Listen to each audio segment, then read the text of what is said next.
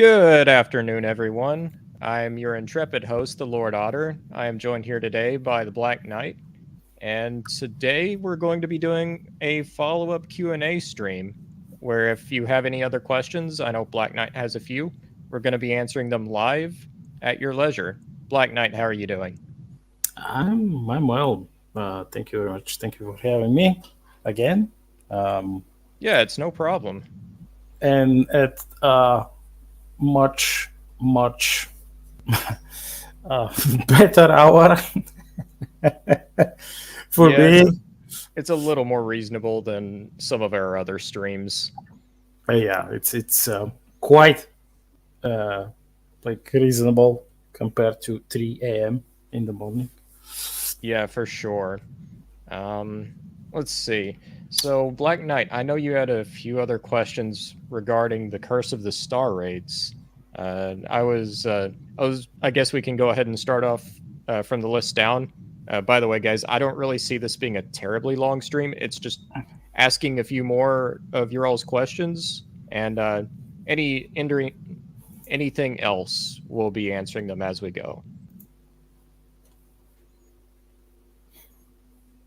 Well, I hope that our second guest will appear. Yeah, if so, originally we were supposed to have RH Snow with us. She may still end up joining sometime later on, but for the moment, we're just going to end up rolling with it. So, speaking of which, Hello. hey, RH Snow. How are you doing today? Oh, we're doing wonderful. How are you? Oh, I had to get StreamYard up on the right browser. Every time I open it up, it goes to my default browser, and then it goes, which is Brave, and it goes, you can't use that, blah, blah, blah. So I have to go in and paste everything. How dare they? How dare they? How dare they? I know. How are you today? Everything going good for you today, sweet potatoes? Oh, for me, it's been a pretty hectic week, but I'm hardly complaining. I know. I'm so excited. Oh yeah, I'm thrilled, honestly. I have the paperback and the hard book of the Curse of the Star Raids right in front of me, and I'm thrilled to actually have it like in my hands here. Oh, show us. Can you show us? Let's see. I actually don't have a camera rigged up here. That's part of the problem. Then describe it in author words. It's gloss laminate. It's really smooth, really shiny. Polished. Very shiny. Yeah. Yeah, but it's wonderful. I like the paperback version quite a bit, but the hardcover I adore.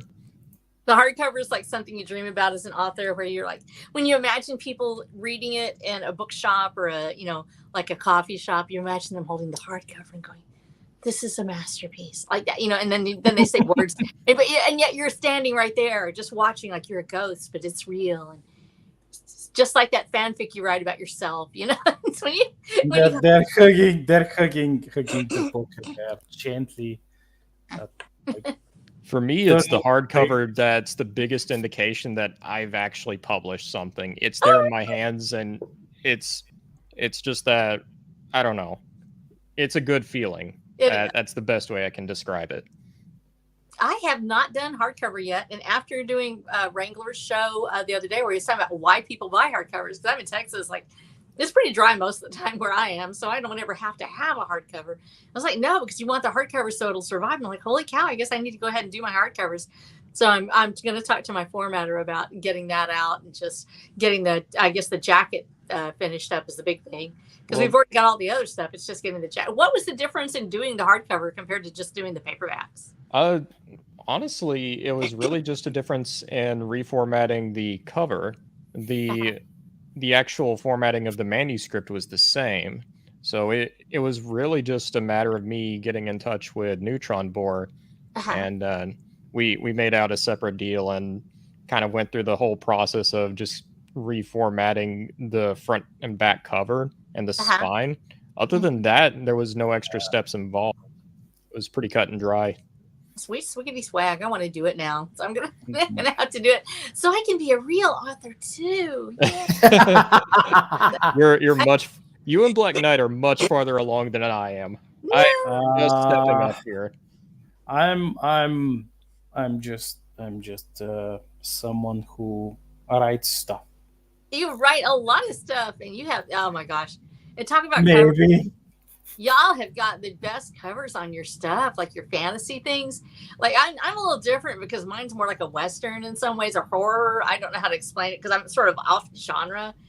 But just the space fantasy theme, in and all of the different, like Neutron, really captures that early. I don't know what you call it. It's almost like high fantasy with yours, Otter. And then when you have these other beautiful covers that I've seen for you guys, it just always amazes me how much work is put into these books, and how what a journey it is for us as authors to find the artists, to find everything, and to put it all together. It's just crazy. Yeah, and whenever I was approaching him about it, one of the some of the references I was giving him was some of the classic Fawford and Gray Mauser cover art that's been done in the past. Just I remember how vibrant those covers are, and I keep thinking to myself, because one of the main inspirations for Steel and Stormbright was Fawford and Gray Mauser, Oh, and I love how vibrant those covers are. You can really feel the motion going by. Colors. That's colors are life. So in many cases, especially when if you guys saw. Sorry, Kahuna, this was a little last notice. hi. Okay, hi. If you guys saw the second book, the second Valiant Torian book, Yes. with the gas mask cover, it was perhaps like this book was, because it had a lot more horror elements in it.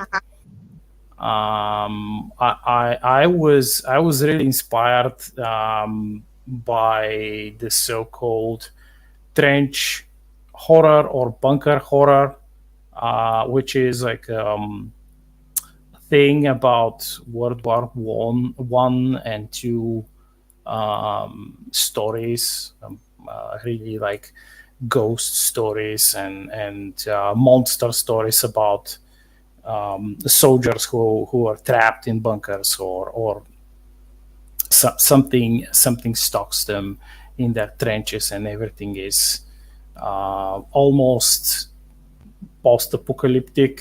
If you've seen lots of war movies, you know how it looks like. Yeah, And this is perhaps my most minimalistic cover, and I actually dreamt it. Did you? Oh, wow. And Neutron Bohr knocked it out of the water. He's just like, okay, write me the conceptualization. I wrote him the conceptualization, and he read it, and he said, aha, okay. Yeah, whenever I was first asking around for potential cover artists, I was asking around Twitter, which turned out to be a big mistake. But once I started asking our Gilded group, it was You Black Knight and Timo who shared some of his artwork, and I went, "Oh, this is the guy. Yes, this the is one. definitely it." Yeah. So it was between Neutron Bohr and Umbrella Cat. I'd commissioned her a couple of times for some of the smaller in-text illustrations, and both of those styles, they are slightly different, but they mesh really well. One is more of a painterly, and the other is a lot more sketch. Yeah. So the Ultimate Kahuna has a question. Did changing from epic fantasy to sword and sorcery change your vision of the cover or no? Yes, it did, actually. I hadn't really thought of the cover too much whenever it was still in more of an epic fantasy form, but the moment I made the swap over to sword and sorcery, that's whenever it started coming into my head, yeah, that's definitely what I want. Something that's a little more action focused on the cover. What about you? How did you figure it out, TJ?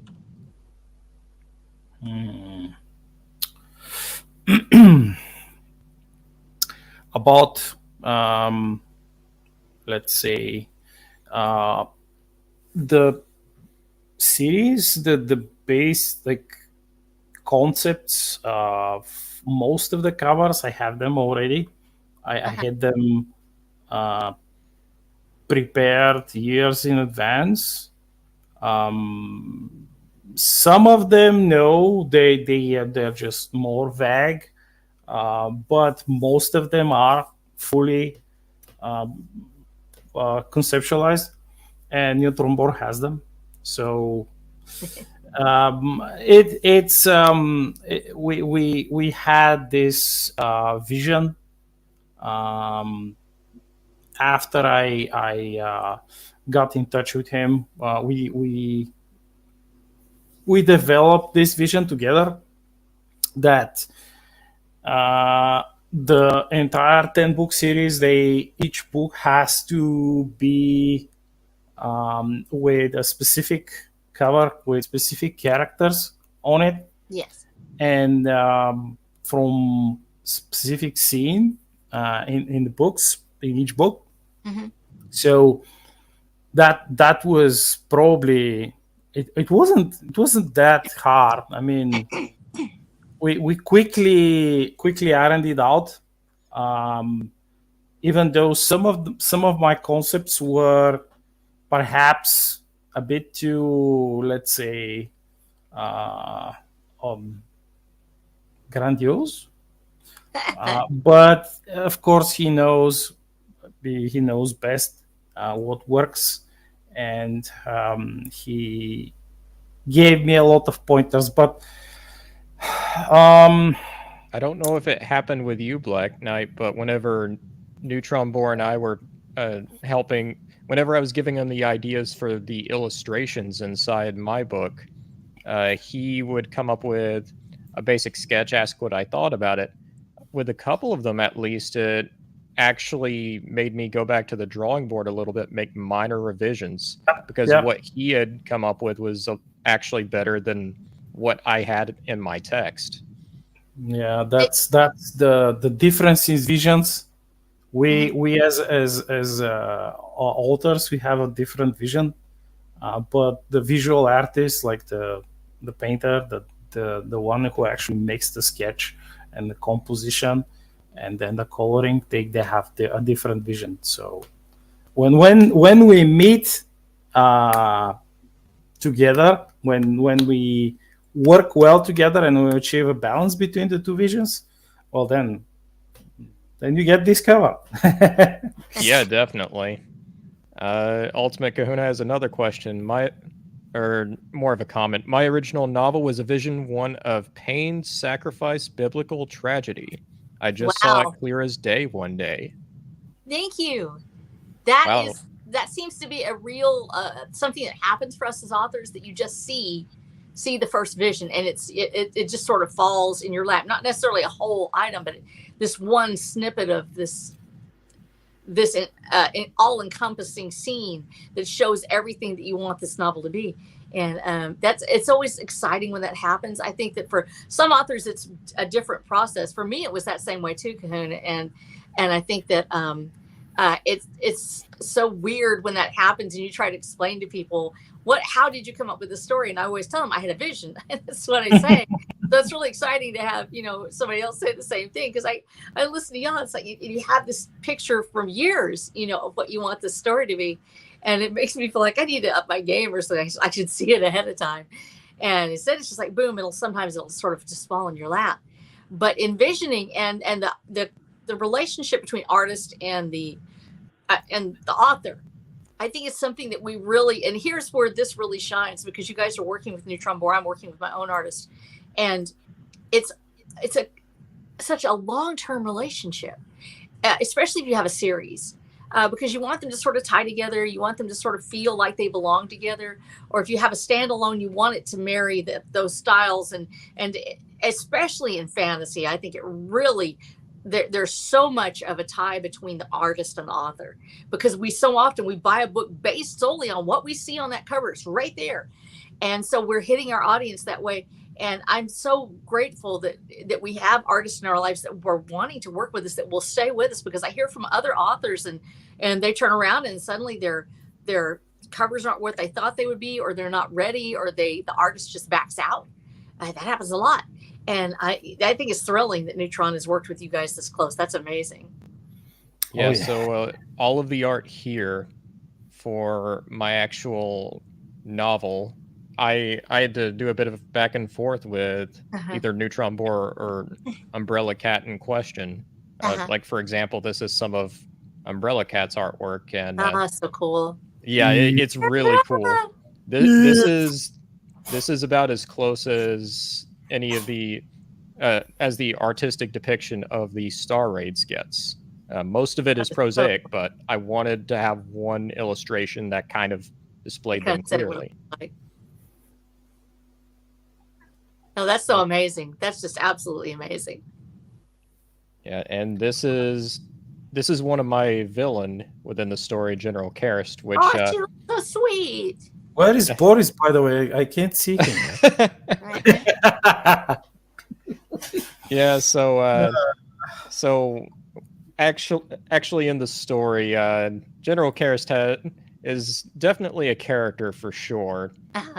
And we have some of the artwork here. I know for a fact that Neutron Boar and I worked together on the actual kind of like arena fight illustration here. And of course, this is probably the one where we ended up going back and forth a lot because the idol was different. It was because their actual idol is more of a falcon, but their goddess is more of one of kind of like paradise, carnal pleasure, conquest.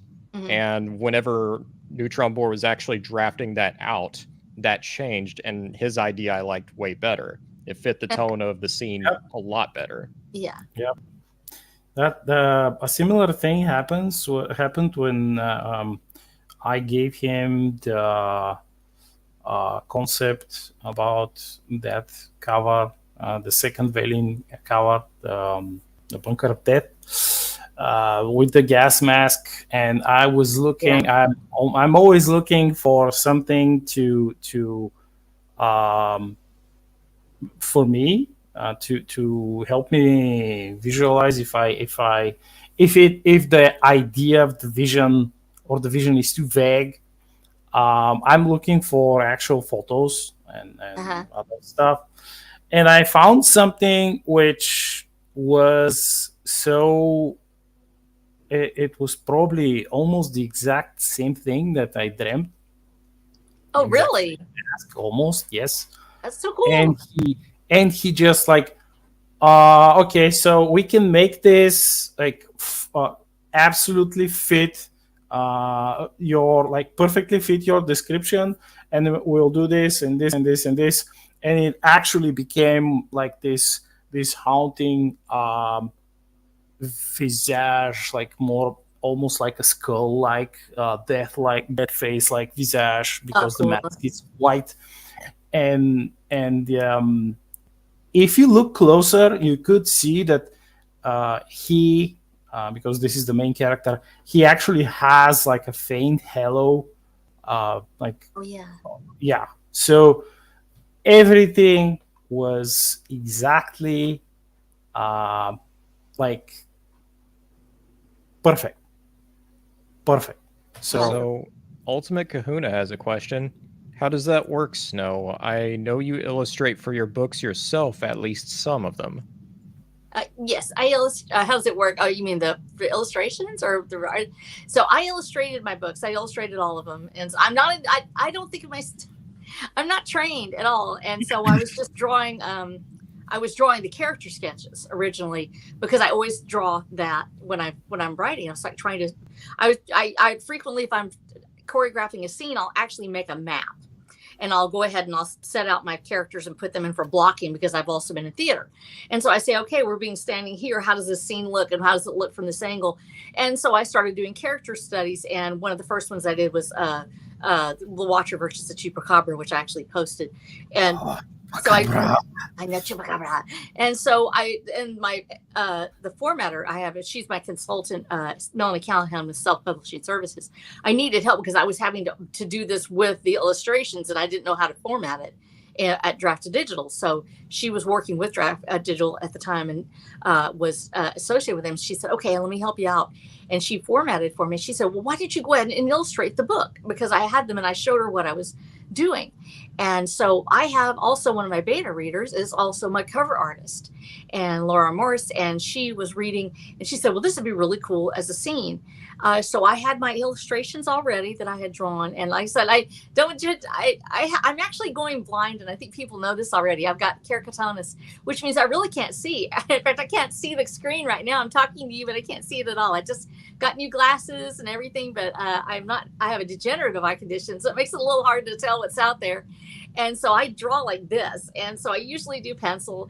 And so if it looks funny, please forgive me. My editor said it was okay. So they thought it had passed muster, but when I compare it to everybody else, I'm like, oh, I'm not really a real illustrator.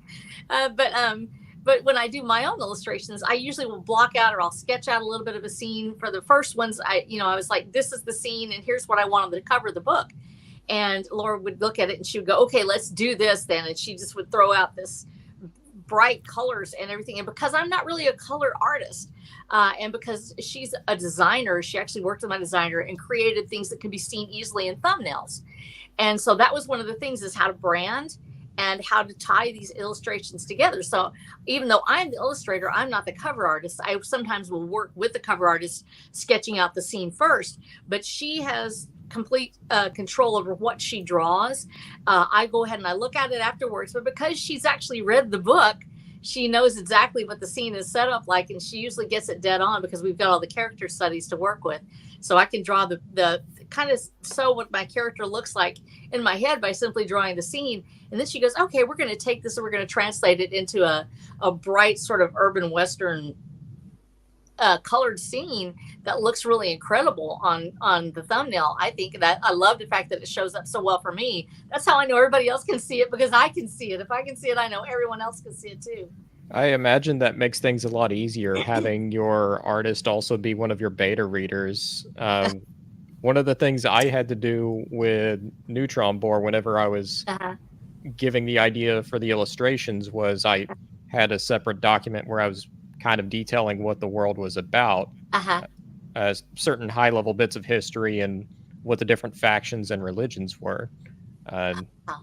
That I pretty much had to lay that out for him before I could really say this is what I actually want. Well, yeah, because they sort of need to understand what the world is like, or what the weapons, or especially when they're.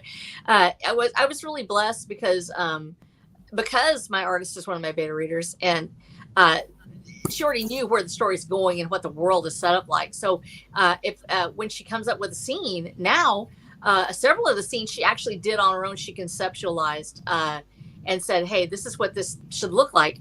And from the very beginning, she just came up and snatched it right out of the book. And she said, here's this conceptual scene.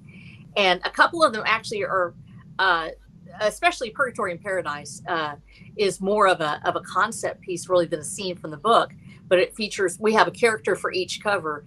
And so we work our way through most of the main characters and we put them up there, and then we have the scene for the book. So we managed to get most of our covers having a rotating cast of characters. And because we have pretty clear branding, and I've been really pleased with this, my one of my designers actually had come up with a font for it. And her name's Cynthia Davis, did a fantastic job. And she was the one that came up with the cover design for the slats in the background. We wanted it to look sort of like one of the old Westerns from the TV series in the 50s and 60s. And so she came up with that. So the branding is so clear and the font is so unusual that we're able to immediately draw the reader in, because it's always Watcher of the Dam. So we can sort of change up characters and it's still within a theme. So it took a team of people, and I was, and this is the thing, I'm not made of money. I actually, I prayed really hard about it. I looked for people that I knew were in my community that had those skills, and I went directly to them as part of the community. I was like, hey, I found them through, for instance, the newspaper. I actually had people who worked at the newspaper, and they were Cynthia was one of those, and so we were able to do it sort of as a local effort. So everything. So I know that a lot of people have incredible, artwork that they spend a lot of money on and everything like that. I'm really blessed that my team is a local team of people that I actually physically know. Everything is indie. Yeah, I agree. Yep. Everything is indie, and a lot of the professionals from more traditional venues are moving to indie and helping out smaller creators. That's one of the most optimistic and uplifting things about all of this. Yeah, because they've seen that this is the future. This is where everything will eventually transmogrify. We will transmogrify.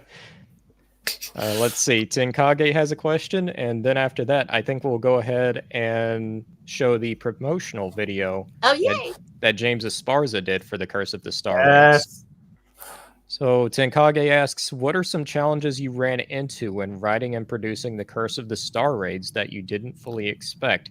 Oh, yeah. Oh boy, that's a big question. And I'm honestly trying to think, because there's a lot of pitfalls I ran into as a writer that I really had to learn, especially early on. I think I mentioned character voice once before. That was a major problem I had to circumvent. Also, sticking to a certain perspective, learning which perspective is best for your story. Major. I think before it was more of a limited perspective, but as time went on, it kind of leaned a little more into the omniscient side of things.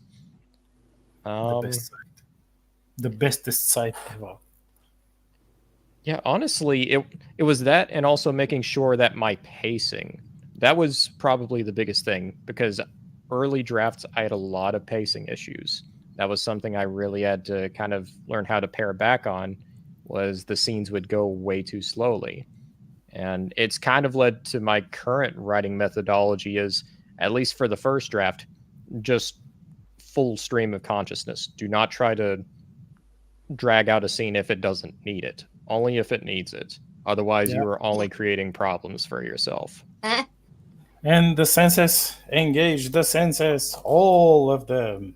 Yeah, and that was something that you really helped me with, Black Knight. Yeah. Before, I had a little bit of it, but after Black Knight went through it, he would point out certain paragraphs and say, I like this descriptive bit of prose, but I want to, how does it smell? How does it feel to be in this world? Smell. Everybody forgets smell. Yeah, smell is a very powerful sense, especially when it comes to reading. So smell, feel, taste, all of those I wanted to try and engage in some way.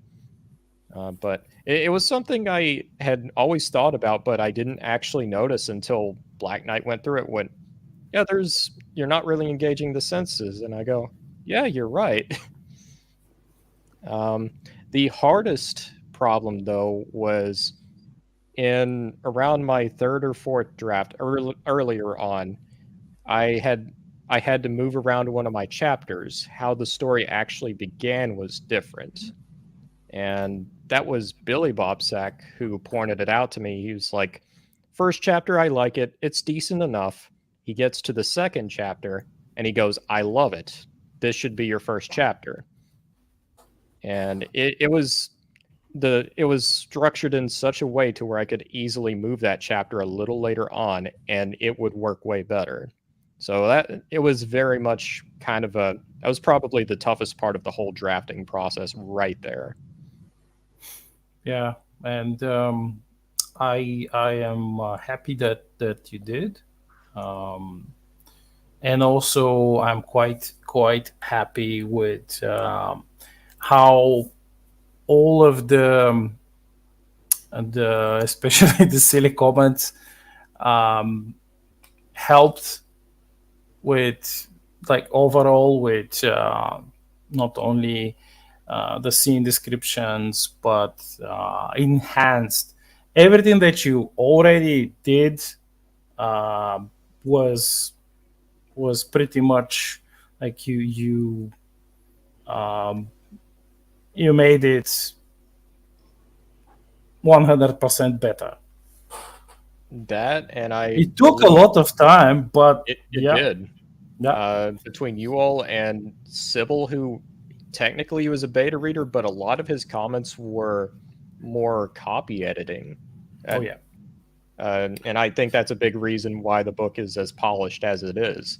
If it wasn't for his help with that, he basically was my copy editor. It wasn't in official writing per se, but in function, that's what he did. Well, and the thing about when you look at what a copy editor does, where they go through and they just look for those little bitty things that we miss so much of it. My formatting, because of the way I have it set up on my screen, so I can see it, is huge, just like this. But I also don't see a lot of the copy errors that I have, especially doubling up words at the end of a sentence where of. Yeah, the same here. Same here. Yeah, and so it's really hard for me because I used to be able to copy edit myself, and I can't now, not as easily as I used to. And so that is where I actually ended up hiring out and did that, and actually got for the first time with Trail of Travail, got a developmental editor before Melanie Callahan had been doing my copy edit. She went and ran through it. She also did the formatting. She did everything else, and she's still working with copy editing. I got Stephen Black because he'd actually talked to me and said, I'm really interested in this story. And I was like, oh, wow, and he's he's a horror guy. And I'm so hard to genre wise. And I know you all have the same problem. Genres, we don't really fit in a genre as much. Because we're weird. We are so weird. We're weird. I know. And people are trying to class. I don't know if I'm Weird West. I don't know. Maybe one of y'all can tell me, because Kahuna, if you're still there, one of y'all that's read the book, maybe you know. I did sci-fi Western romance, because that's all I can think of is how do you describe it. Weird West, maybe a little bit, and horror. And so it's really hard for me as I came in and I was writing. He's a horror, actually writes horror, and he was like, "Okay, I'll do this." And we just got into the factions part, and just like you said, there's a place where he was like, "You know what? That's great, but this doesn't fit here. Even though you wrote it and you love it, it's not. This is not where this part of the story goes." And because there's so many factions, I'm getting into the hard part of this. And so I had to move it, just like you were talking about, or Otter, and move it out of the way and say, okay, I'm going to reserve this. This is my backstory, or this is something else, maybe later in the story, but it's not going to go in this book. And I had to make a decision to lift an entire section out because it was from an entirely different faction. And he was concerned, and he was concerned that it would throw the readers off so much that they would start to get into that area and not be able to finish, and they would get frustrated.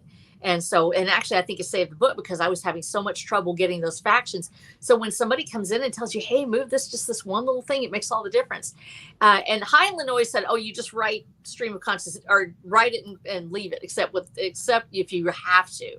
But there's a few times where it was stream of consciousness writing where I'm just literally writing. I write everything. I write all the characters. I write all the viewpoints, and it becomes really hard. So I have to learn how to not do that. And so it was really helpful that my editor came in and said, you can do it, but you just have to lift it out afterwards if it's not fitting. Yeah. And that's what I found. I mean, especially for the first draft, it's very much stream of consciousness, and I know there's going to be a lot of plot holes, but subsequent drafts, that's where you can easily shift things around, or if there's something you need to add, you can easily do it there. But yeah, sometimes you just need to move something around. It just works better for the story that way. Yeah, it's like Lego, but you already have to have it. If you don't have the appropriate Lego block, then you can't move it in it. So about the shifting of chapters and sections of exposition or anything lengthy in particular, this is perhaps the main reason why I have an introduction intro book to my series. And in the context, oh hello, in the context of such a long series with lots of characters, it works. It becomes problematic when people they do not expect this, and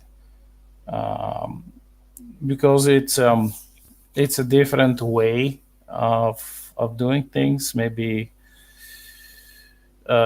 something that people are not accustomed to at least in this modern age. But back in the day, well, it's a prologue. yeah, An Yeah, extended it really prologue. is. And in Yeah. all honesty, we have to ask ourselves, why are there are rules there, and it's important that we have a few rules. It makes it readable. And a good editor knows when to allow you to break those rules, because most innovative authors have broken rules. Hemingway, Tolkien, even C.S. Lewis, when they come in, and Mark Twain, especially. Poe was notorious for doing things that his editor, that other people didn't really think he should do.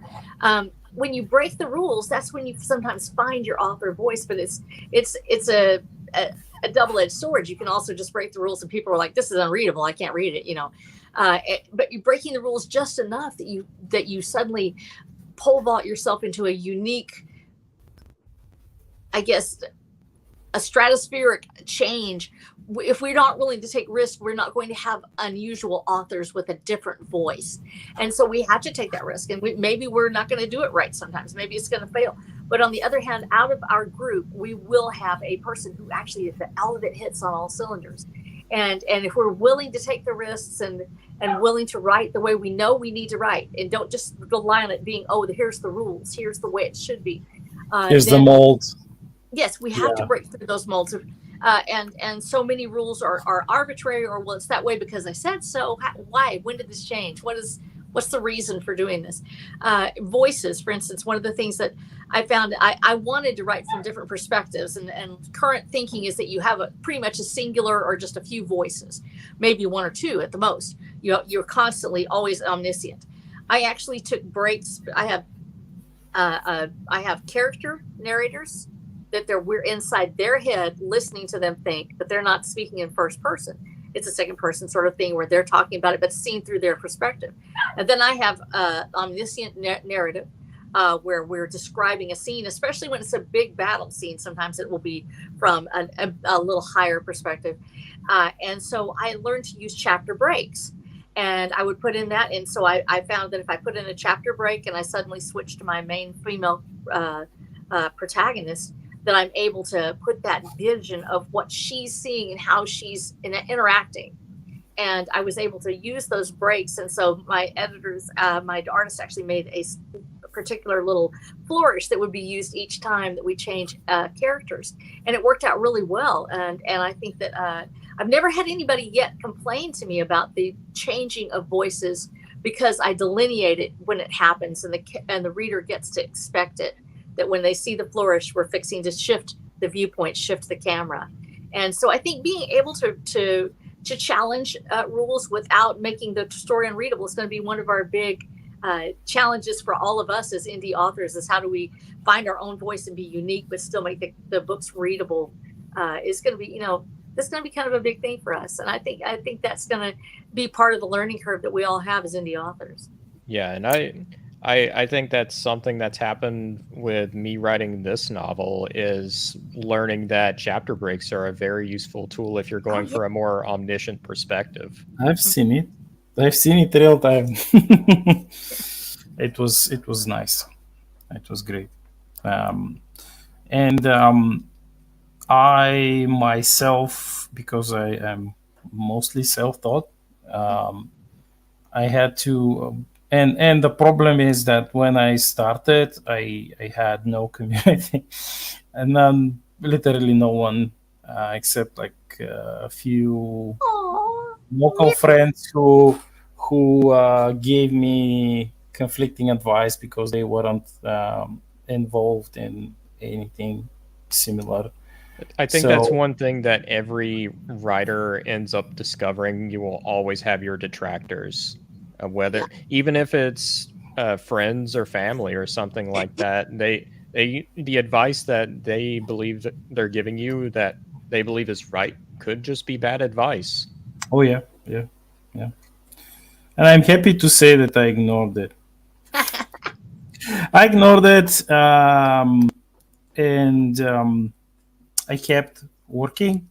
And if I had followed certain advice, I wouldn't have had the intro book and especially the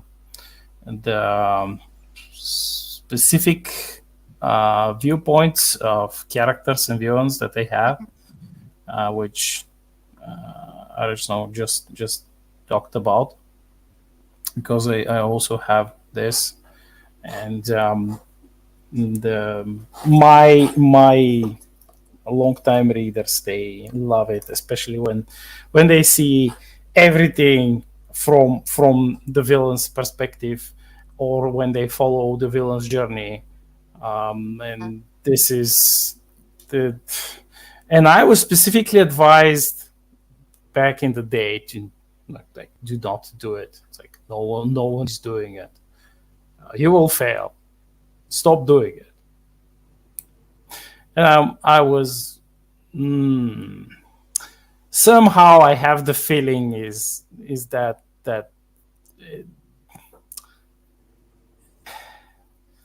it's not going to fail.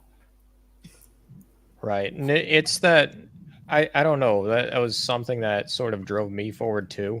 It was just a feeling like I'm still learning and making mistakes along the way, but I can feel deep down that I'm on the right path.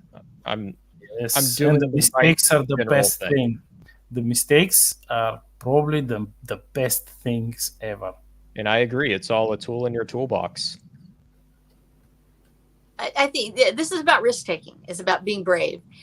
We have to decide that we're going to put ourselves out there. That if it fails spectacularly. Somebody's going to tell us about it. But how many people we would have never seen if they had been so afraid of failure that they would never have worked out. And we need to sing the praises of people that try and fail. Occasionally, that hey, you went out there, you did your best, you gave us what we saw, and maybe other people didn't pick up on it. But you know what? At least you're a risk taker. At least you wanted to try it. And that is how wildcatting's done in Texas. When you try to drill a hole, some of them come up dry, some of them are gushers. And but you being true to your vision is probably the most important thing. You have to be true to the vision that you were given. That image or that moment where the story becomes real for you and you want to tell it, you have to remain true to that vision. And sometimes people will come in and they will try to change our vision. They try to change, well, I want this person, or you're telling it this way and we don't want that. If it changes your vision, don't do it. Do not change your original vision of what you see this story to be. That first image that you have in your heart of what this character is, of who they are and how they interact with this world, that has to remain, or it ceases being that story. Now, they can go through permutations, they can evolve as you start writing, but there's still that core of who they are, how we know ourselves as human beings. The moment that you look in the mirror, when you looked up, it happens to all of us, where you go, I don't know who you are. You look in the mirror and you go, I don't know who you are, but I don't want to be this person. It's because we've strayed from our original vision of ourselves. The same thing can happen to our characters. When authors lose the original vision, they lose that character. That's when they cease to care. That's when that will truly fail. As long as you have that vision and you stay true to it, that character will somehow succeed, even if it's only in your own heart. That is the critical one. It has to remain there.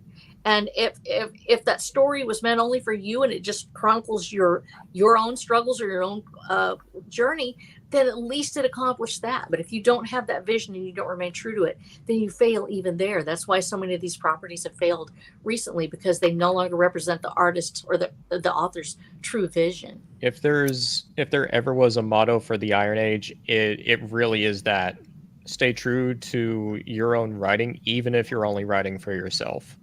Exactly. You're an important reader too. And if you don't love it, you aren't going to finish this. And I think maybe that's why we see so many authors failing to finish their series. Because I know you guys are talking about, we're doing these long series. We're doing these series. I'm on book 8 now. Actually, it's actually 10. But I have we have the TTRPG and I have the World Book, which I just did this like my own notes, and I said, okay, we'll just do this and it's fun. And it's really a lark for me, but at the same time, I'm like, it was sort of fun to do it. But so they're also books. They're creations that I did with Jonathan Harden, who's my game designer, because I'm a player, not a game designer. So I was like, I know better than to try to do it myself. So I got him to come in. But we're on book 10, and we're like, we couldn't have done this if we didn't love what we were writing. Can you imagine what a hell it must be to be an author, to become famous, and to have your books become so bound up in other people's vision of what it should be that you no longer even want to finish the story, that you don't have it in your heart?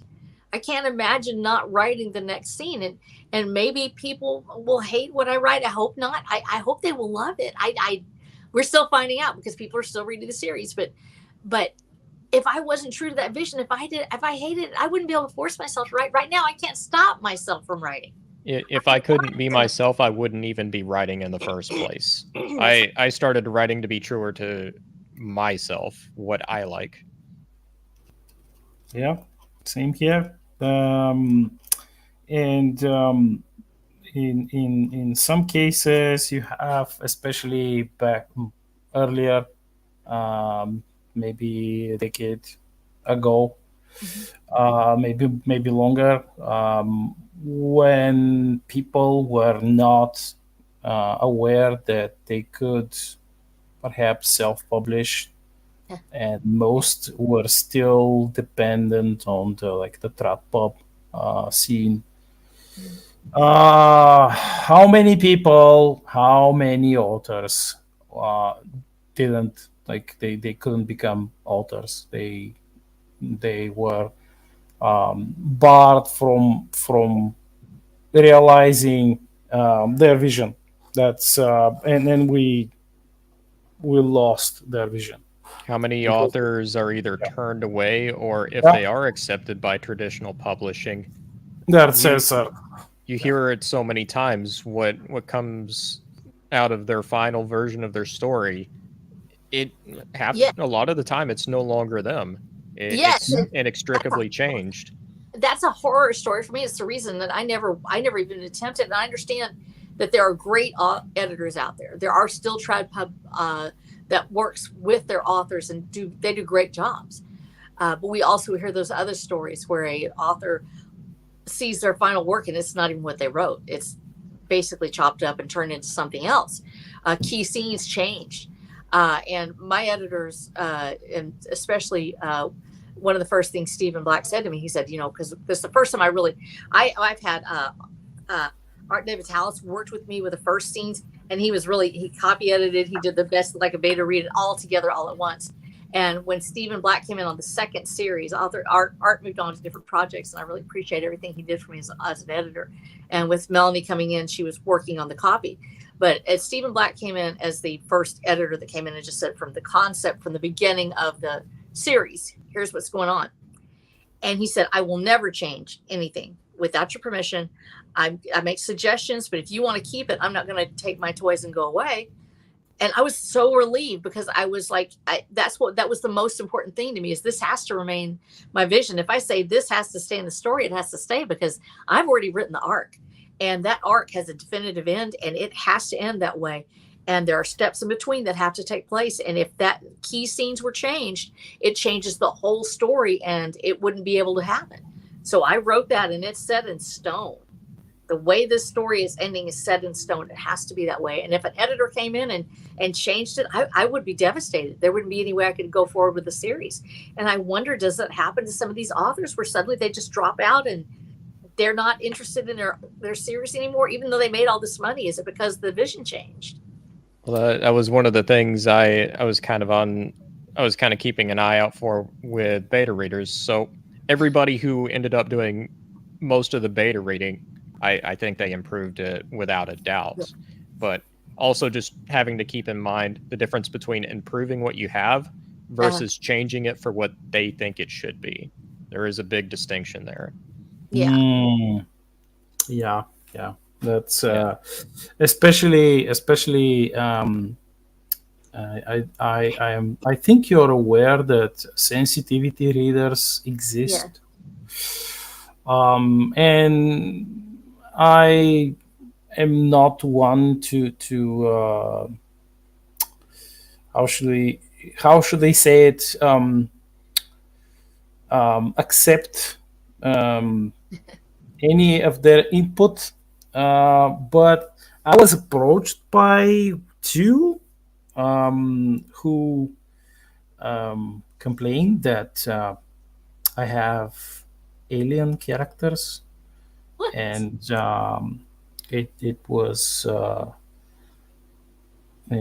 I mean, I was being unreasonably racist with my alien characters, especially the villains.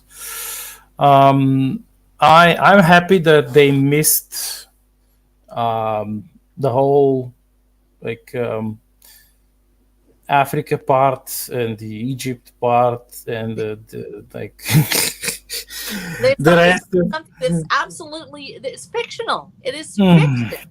Right. And I'm like, okay. So you're going to tell me how to write my alien races that I created the culture of and the religion of and their traditions, and I almost like wrote a little bit of certain language which is part of the universe. You're going to tell me? No. No, I just told him to solo. So Well, And it's one of the things I've looked for that I try to go in and first of all because I'm one of those people I've lived long enough I kind of know I try to stay up with what is really considered to be a really hot word or something like that. Somebody who's really using it as a real slur is different than somebody who just said, well, that offends me because I feel this way about it. Colors, just the colors, the language of color, how we describe a color. My eyes are a dark chocolate brown. That's what they are. They're chocolate brown. I actually was describing my own self to in a group one time, and I was on an online thread, and this person told me that we cannot use the word chocolate because that's been used in the past by people that were bad. I was like, I'm describing myself, and I, as a brown-eyed woman, I have dark eyes, very dark eyes. And how many times I heard somebody say something ugly about brown eyes? I don't want to make them beautiful. So chocolate is beautiful.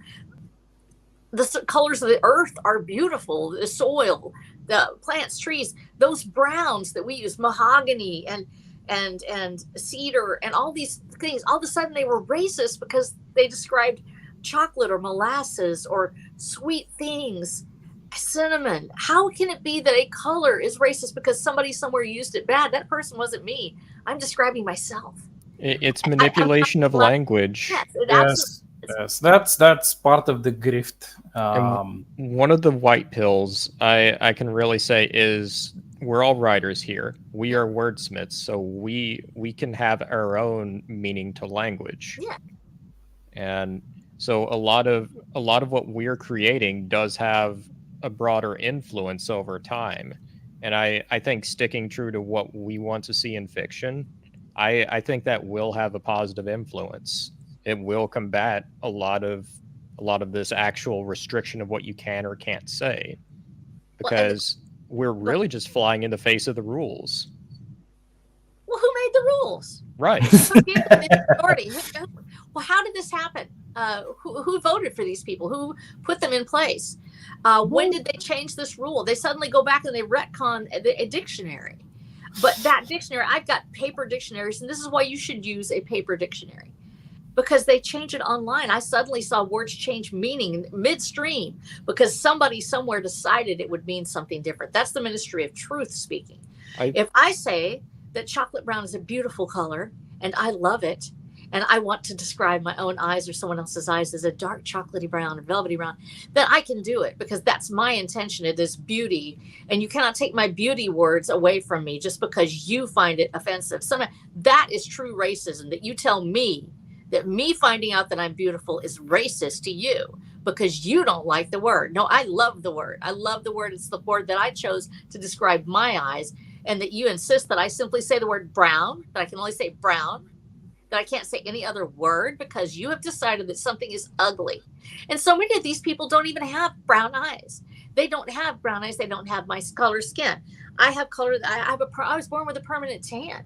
This is my color when I've been inside for like 3 years. I hardly go out in the sun at all. I'm not a white person. I'm a sort of a tan. Somebody said I had the skin the color of fried chicken, which I thought was really awesome. I have jaundice skin myself, so I know the feeling. If I wanted to say how to describe myself, it's like, yeah, sort of a golden yellow. It's what I am. And you're telling me I can't describe myself.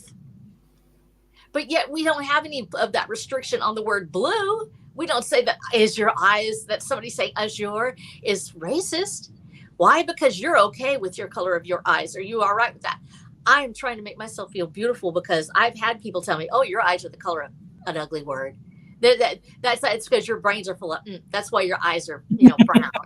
And no, my eyes are beautiful. They're color of chocolate. I love chocolate. I'm going to use the word chocolate and cinnamon, honey, and all these beautiful, sweet words because it's how my people and my family have used to describe themselves for hundreds of years as the color of sweet things. And that's what we say. And when you take away my ability to describe myself in a way that makes me feel beautiful, you are infringing on my rights as a person of worth and wants to feel and say and express who I am. You write your story the way you want to. If you don't like those words, then go out and write that story. Use a story with the words you want to use. Let me have my language. It is mine. I earned it. I will keep it. I will use it because it is the language of my soul. Well, this is something I've noticed as a running theme with just about all of, or at least a lot of Iron Age fiction. I know it's certainly a theme in mine. I've seen it in Black Knights, and even though I haven't read your series yet, R.H. Snow, from all that I've heard, it's echoed there too, is freedom. All of these have a running theme of freedom. Flying in the face of the rules. Usually a lot of the adversaries are in positions of control or authoritarianism. Yes. And the protagonists are basically saying, fuck it. We're forging our own path. We're going our own way. And for me, that's one of the most beautiful things about the Iron Age that we're seeing so little of right now. Yes, and that's why we are their base will belong to us. And to reiterate another point is that yes, they want to control language. It's not what they would like to create because they lack creativity. They can't.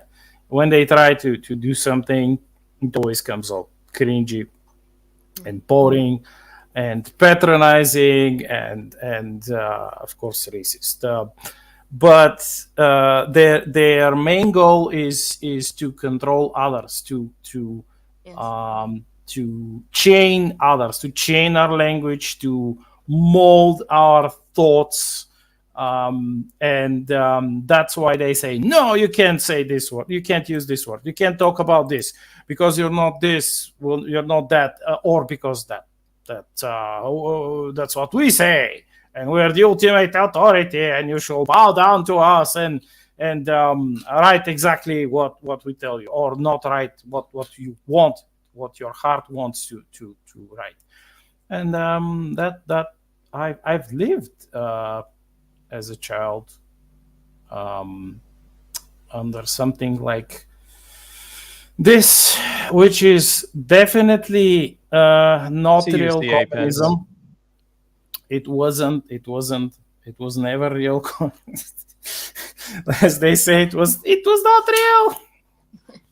Think about how many people, though, that really, honestly, we have these people that have been told they should be sensitivity readers. Why aren't they writing? This is what they see. This is what they feel. They need to be writing. If you, as a person out there, if you are a sensitivity reader and you're sitting there telling other people how to write, constantly going in there, write your story. Write your story. Right. You're so busy living through. Stop being a censor. Stop being an authoritarian censor and write your set yourself free. You may have the most woke language in the world, but if it works and if you tell your story in that language and it hits on all cylinders, it could be a hit. It's instead of going out to cobble other people to stop them from writing what they're going to write. Well, what sensitivity readers do? What sensitivity readers do is they shave off the edge of your story. Whatever is unique and interesting about your story, sensitivity readers more often than not remove that completely. And for me, that's half the fun of it. being exposed to something that's different, that may be a little outside of your comfort zone, but actually has a point or is willing to take you on a fun journey. That's the reason why I read. That's the reason why I love stories. Yeah, provoke imaginations, the imaginations of people. That's the make their little beautiful little gray cells lift brain iron. Yep, I said it. Well, while we're all on here, I also have a promotional video for the Curse of the Star Raids. So this was made just a few days ago by James Esparza, and I think he did a bang-up job. Oh, so he did. He did mine I too. want to hear about this. So without any further ado, I'll go ahead and show it. In the land of Alcaron, beauty meets malice and gods share their realm with mortal souls. A paradise of pain and pleasure. A cruel goddess watches over a kingdom that seeks to conquer all.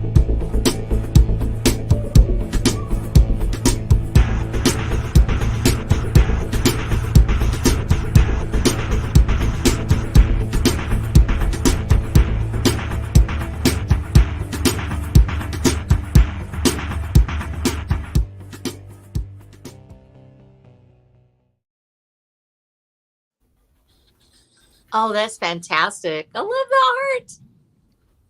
Yeah, James did a fantastic job of putting all of that together, and I am more than thrilled to actually share it with everyone.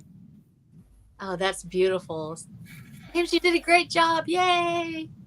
One of the most thrilling things about having my book actually be published is seeing other readers sharing that they actually received the book in the mail, and they're just sharing it online.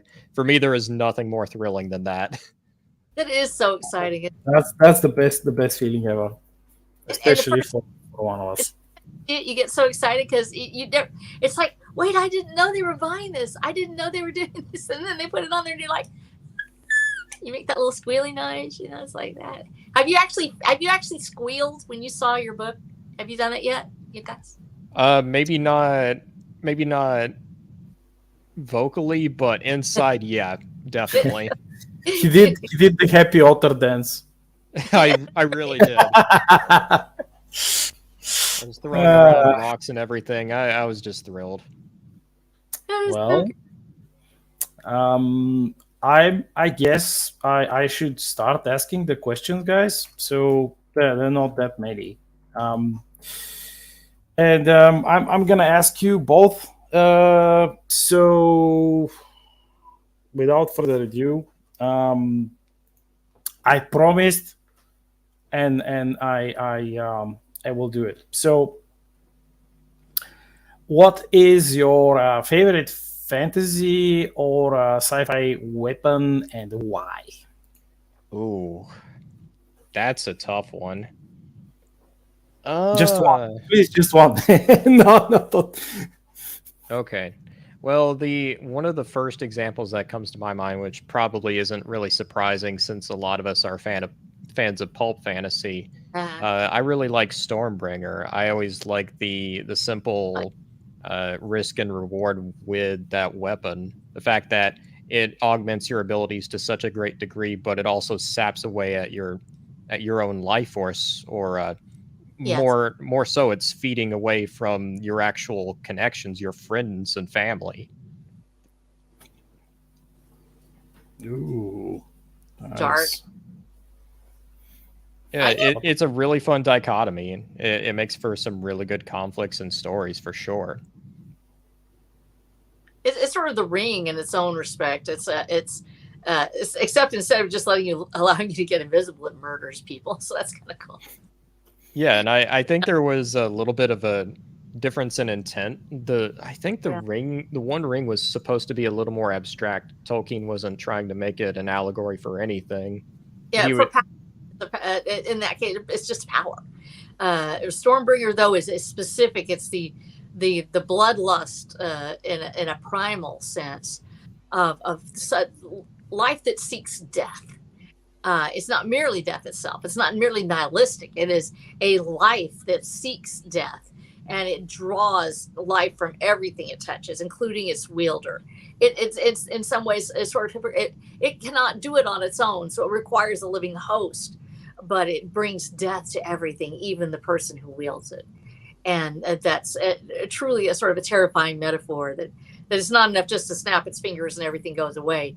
It requires someone to give of themselves in order for it to destroy other things. And I think that's really sort of what's such a terrifying weapon. Yeah, it's really evocative, and that's one of the things I really like about it.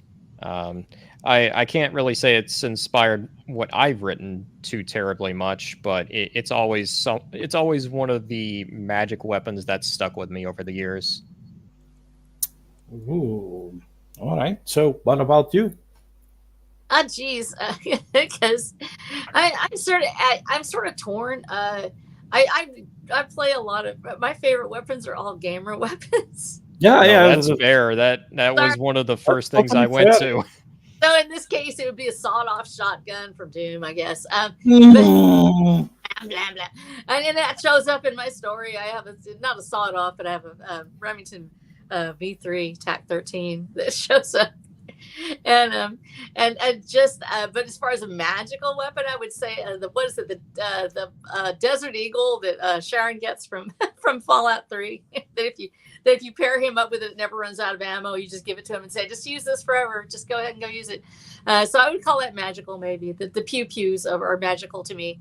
But yeah, I would say that probably when it comes down to it, that Stormbringer probably is the most iconic because it has a life of its own, and so many times in stories or the Sword and the Stone, of course, we have our Arthurian legend of Excalibur is the lead off to all this, the magical sword, and of course throughout history, throughout all the mythoses, we have weapons that are imbued with divine power, but Arthur's Excalibur, I think, from a historic and a classic perspective, is sort of like the root for Stormbringer, but it brings power to the wielder, but it only responds to the right wielder. It doesn't just respond to anybody.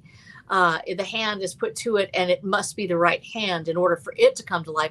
It's sort of like Stormbringer is the anti-Excalibur in the sense that no matter who wields it, it will suck the life away. It really is. I never thought of it that way. Yeah.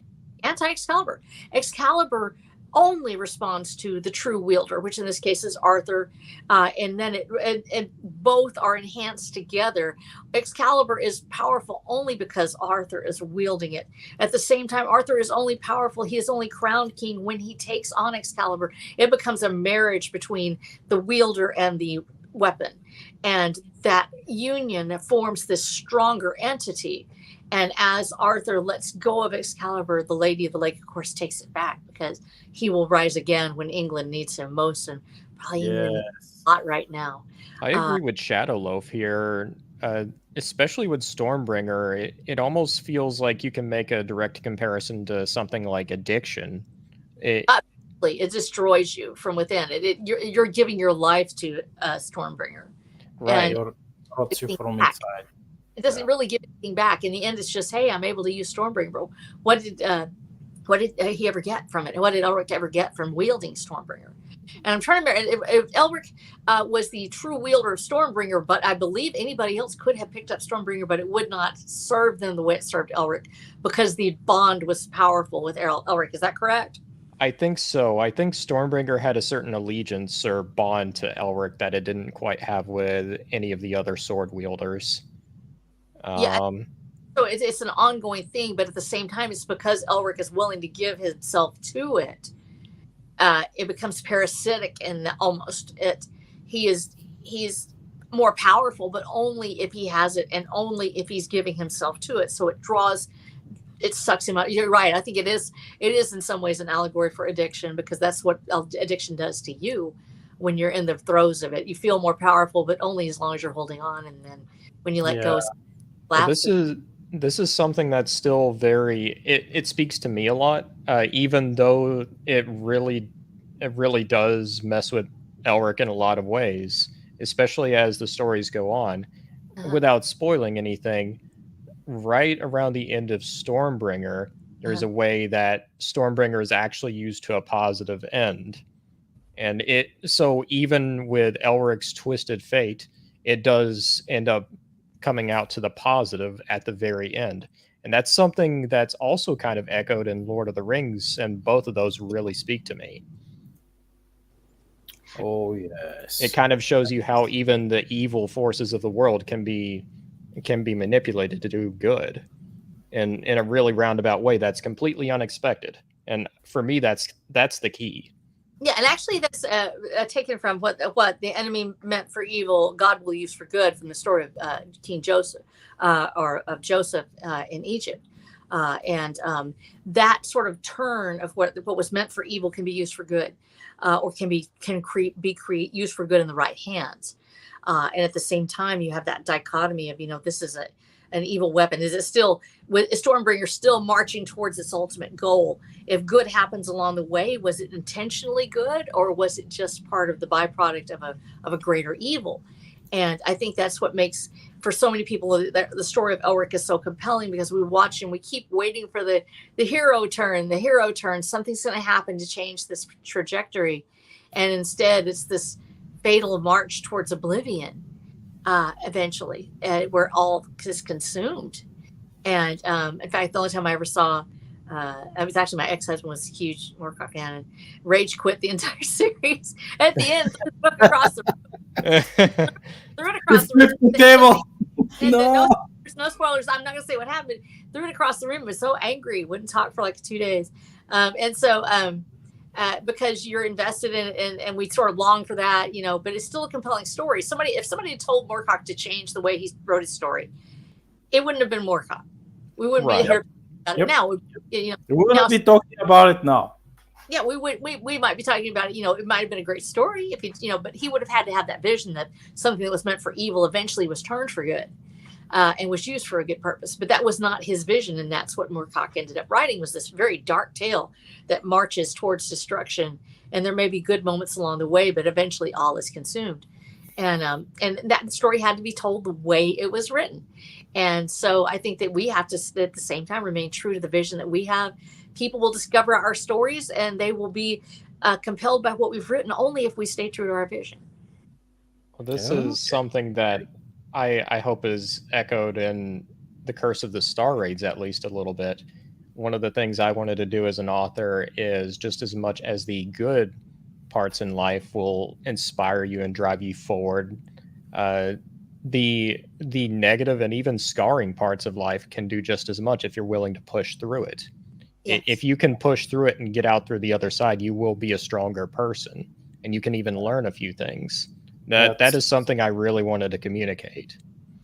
That, as you know, is quite a big part of what the Terran mindset, the modern Terran mindset in my own series is. Yes. Is that they literally, especially the moral officers, they literally tell you to reforge your own fears and your own trauma into weapons of the mind, and bolster yourself, become stronger. You use that to your advantage, and it's like not let it shackle you and bring you down and make you weaker.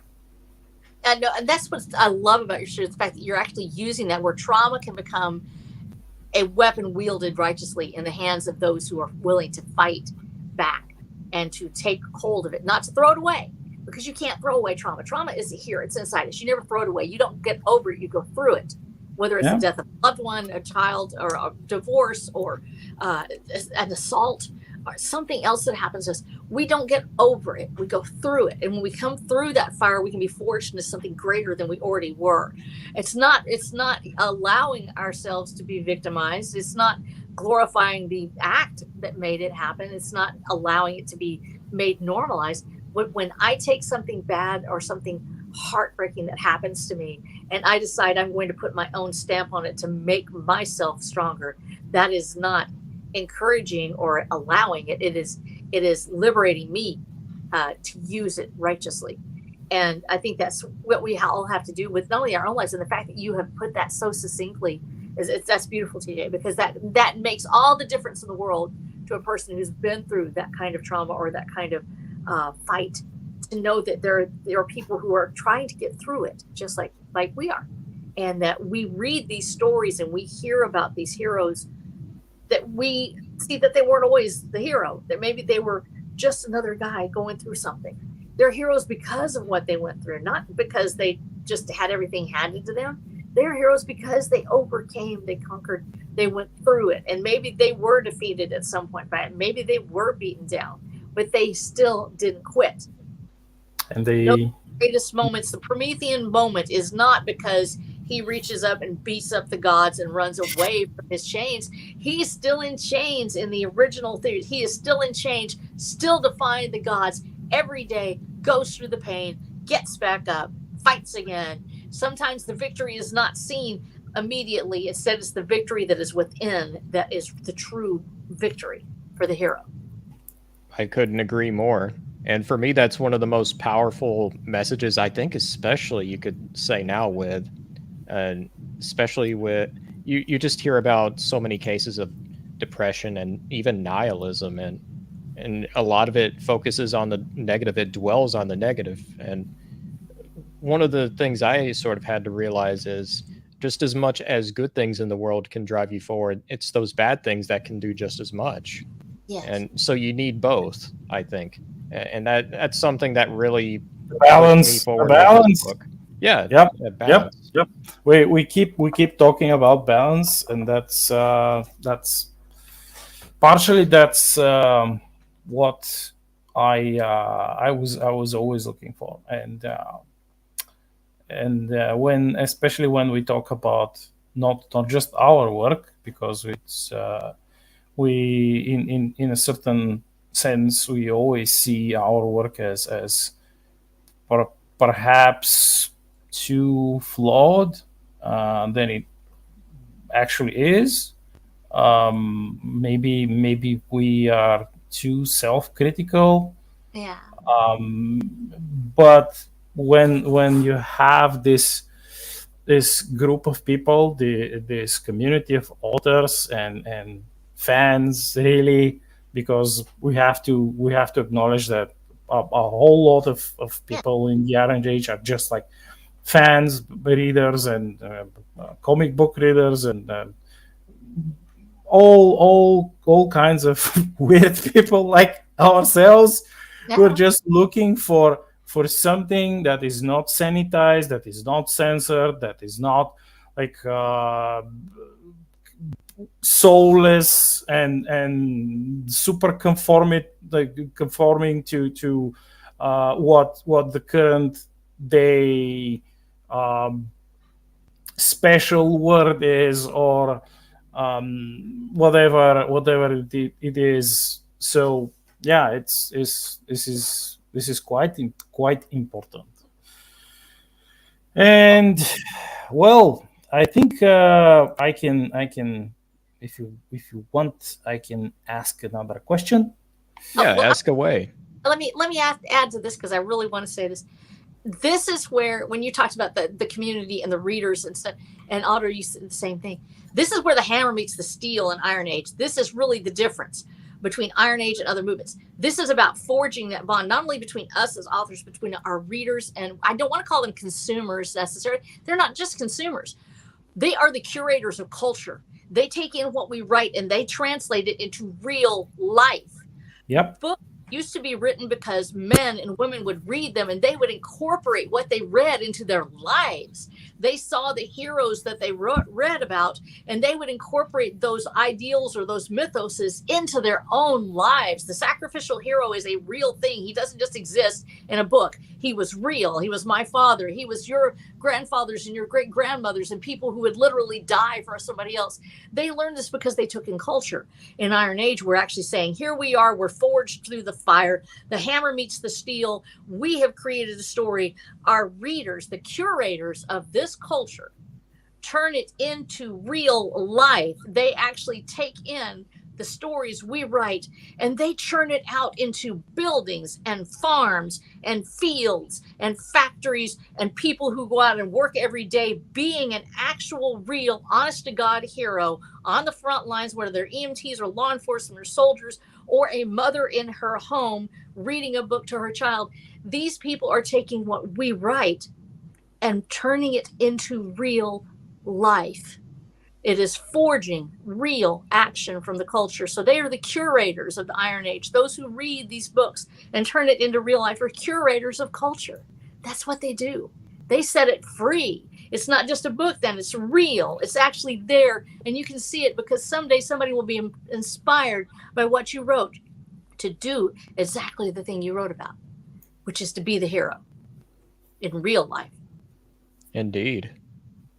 Yeah, and especially on the reader side, like if you're talking about just in honing your craft and improving, you need to listen to your readers. I mean, maybe not everyone, but you will get a good idea of what you need to do to actually get better at what you do. And I mean, it's in my opinion, it's best to just kind of be level with them, be as transparent as you can. I'm not always the best at that, but I try, and especially being transparent with who you're actually marketing yourself to, and because we're really just writing our own stories, and we want to share it with people. Yeah. That's all we're doing, and I think there's a high purpose to that. But us, we're all just people. We're just trying to be level with each other.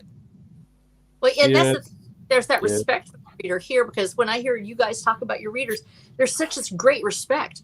They're not just they're just a fan. They're just, we don't talk about them as if they don't matter. I think this is really what hurts in the greater culture right now, especially in mainstream culture, that the fans don't matter, or they're hated by the authors.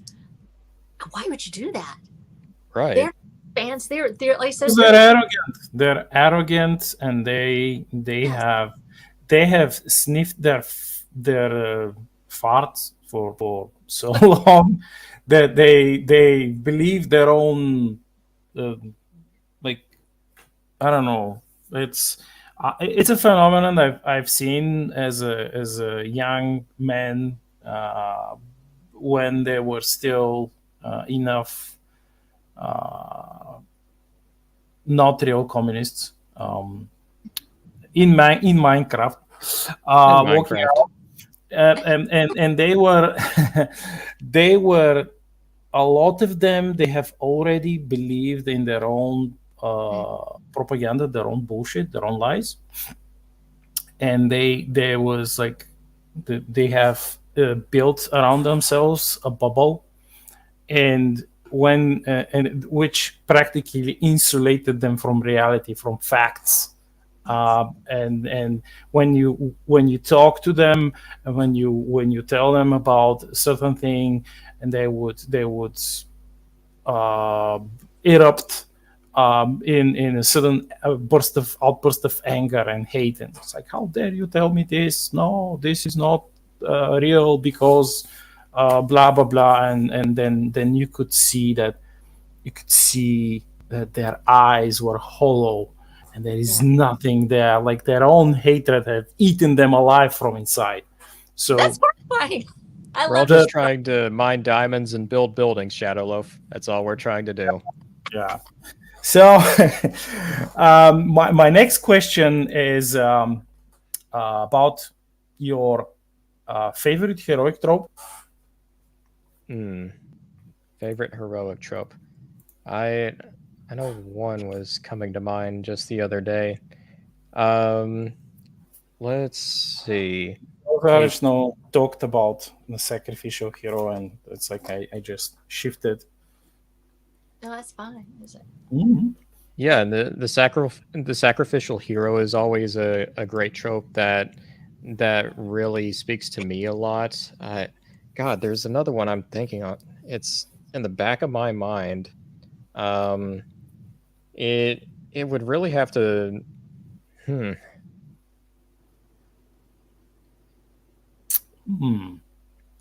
That may take a little bit of thought, honestly.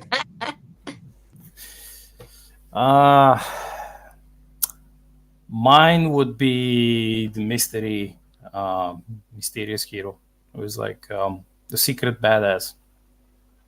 Who is not, he is not he or she. They're not. They're not, let's say, doing too much of showing off. They're just they're just there and waiting for the best opportunity to act. And even their close friends, they do not know absolutely everything about them. And one of my readers, by the way, she saw a character of mine, Captain Anitza. She saw him as an onion, and she said, like, every time you introduce something new, is like another layer of the onion is peeled off, and I see the new him. Yeah, it was absolutely a wonderful experience sharing this with my readers and developing the character. It's I don't know. I mean, one of my favorite heroic tropes, this is probably just me, but having the hero just be a regular person, but being brought to such a breaking point where it's really sink or swim, and they finally put their foot down. That's when they step up to become a hero. That's probably my personal favorite heroic trope. That's why you like Lily so much. Yeah, I really like Lily for that reason.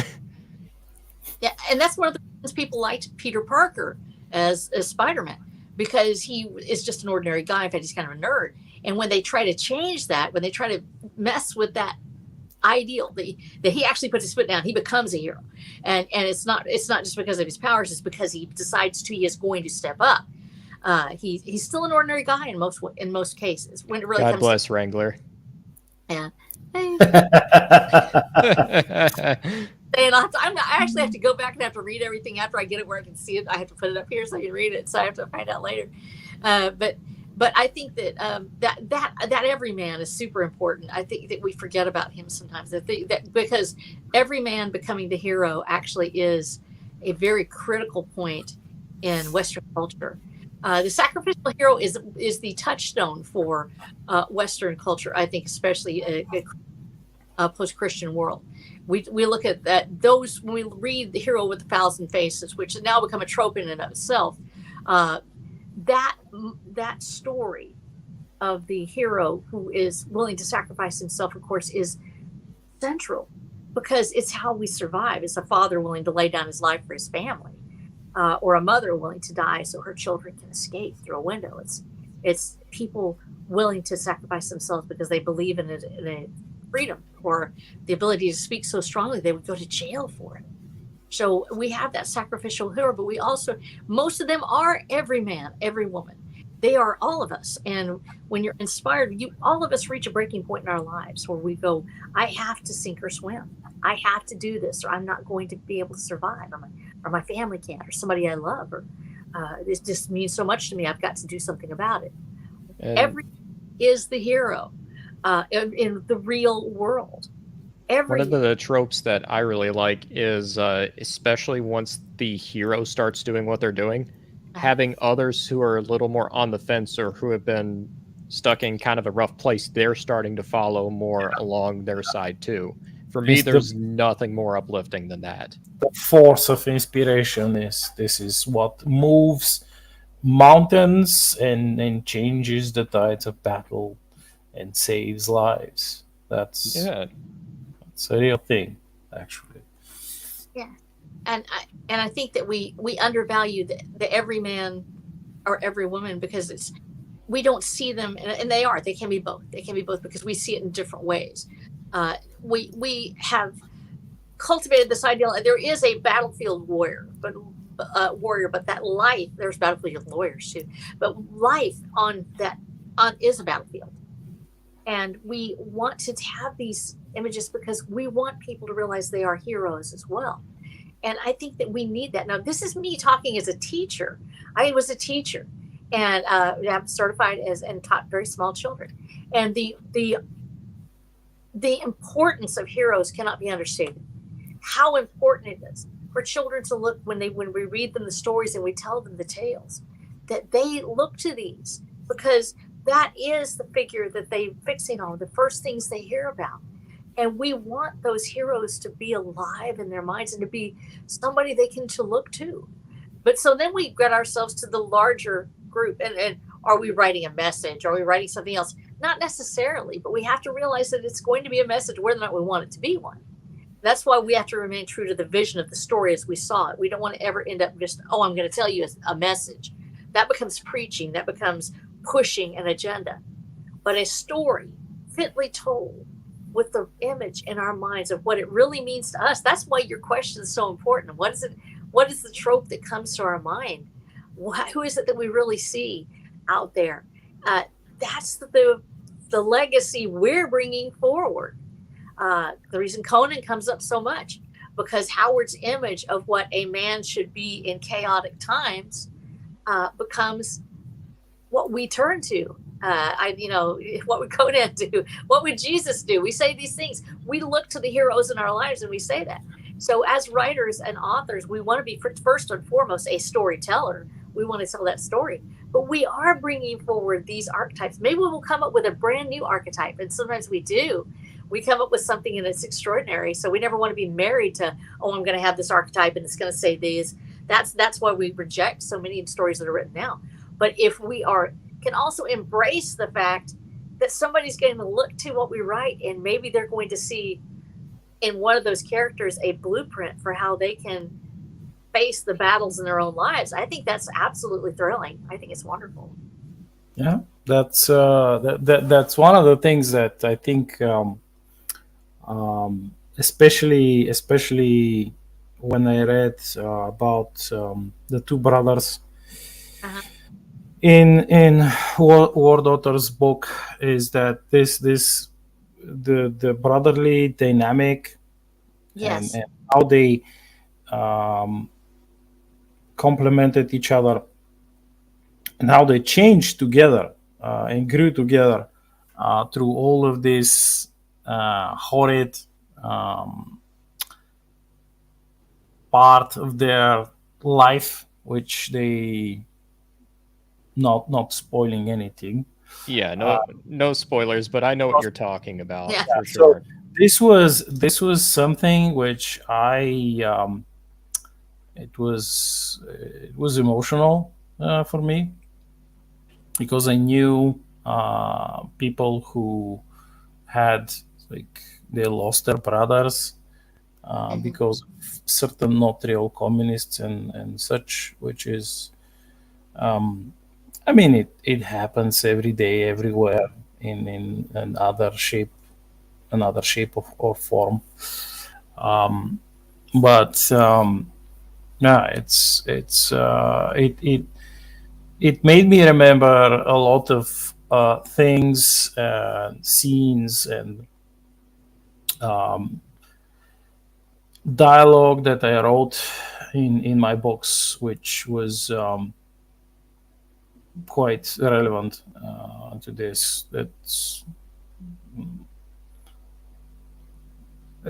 one of the things that I love about the indie scene, is that we are not bound to certain shackles and chains, and we are able to, like you said, Snow, that we are able to write exactly what we love and what we feel that is natural.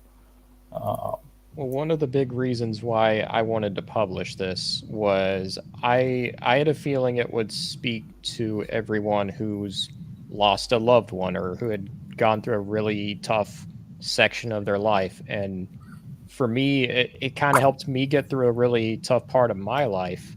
And I knew deep down that if I brought this to a traditional publisher, they would either say flat out no, or they would have me change it beyond recognition. And I knew for a fact I couldn't have that. That's how creativity dies. And when they censor it, that connection between us and the reader is severed, is slain, and they would not be able to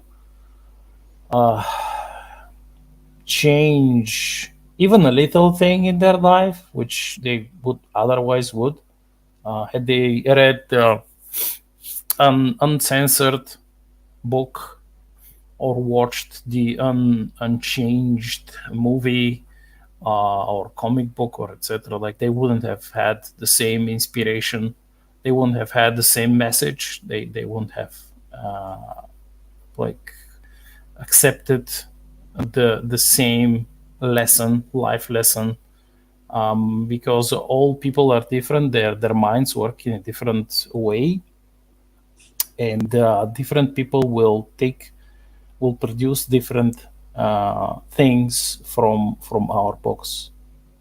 Well, they will impact them in a different way. I love the fact that you have brotherly love in there, because we want them to see. I want people to know this is a real thing. So many stories. It's the first thing they say is, well, that's not realistic. They love destroying Superman because, oh, he's not realistic. Hell is realistic. Some of us live there. Some of us have lives that are absolutely shattered by disease and addiction and struggle and war and power that's running out of control. But love is real too, and heroism is real. The sacrificial hero actually exists. We've seen it. I've seen it. And as a firefighter, I've seen it. And I can tell you right now that you having that brotherly love in there, for people to see that brothers aren't always pitted against each other in stories. So they really do help each other. They really do love each other. I really agree, Shadowloaf. Going the indie route can be tough at times, but in terms of pure creative freedom, that's really the way to go, I think, especially anymore. I think that it's necessary for us to break free, because otherwise, you're right, it becomes a sanitized pablum that's churned through a corporate mill, and a committee will decide whether or not you can say this or it's going to be written that way. They'll take the lovely steak that you have, and it's turned into mush, that doesn't even resemble what it was before.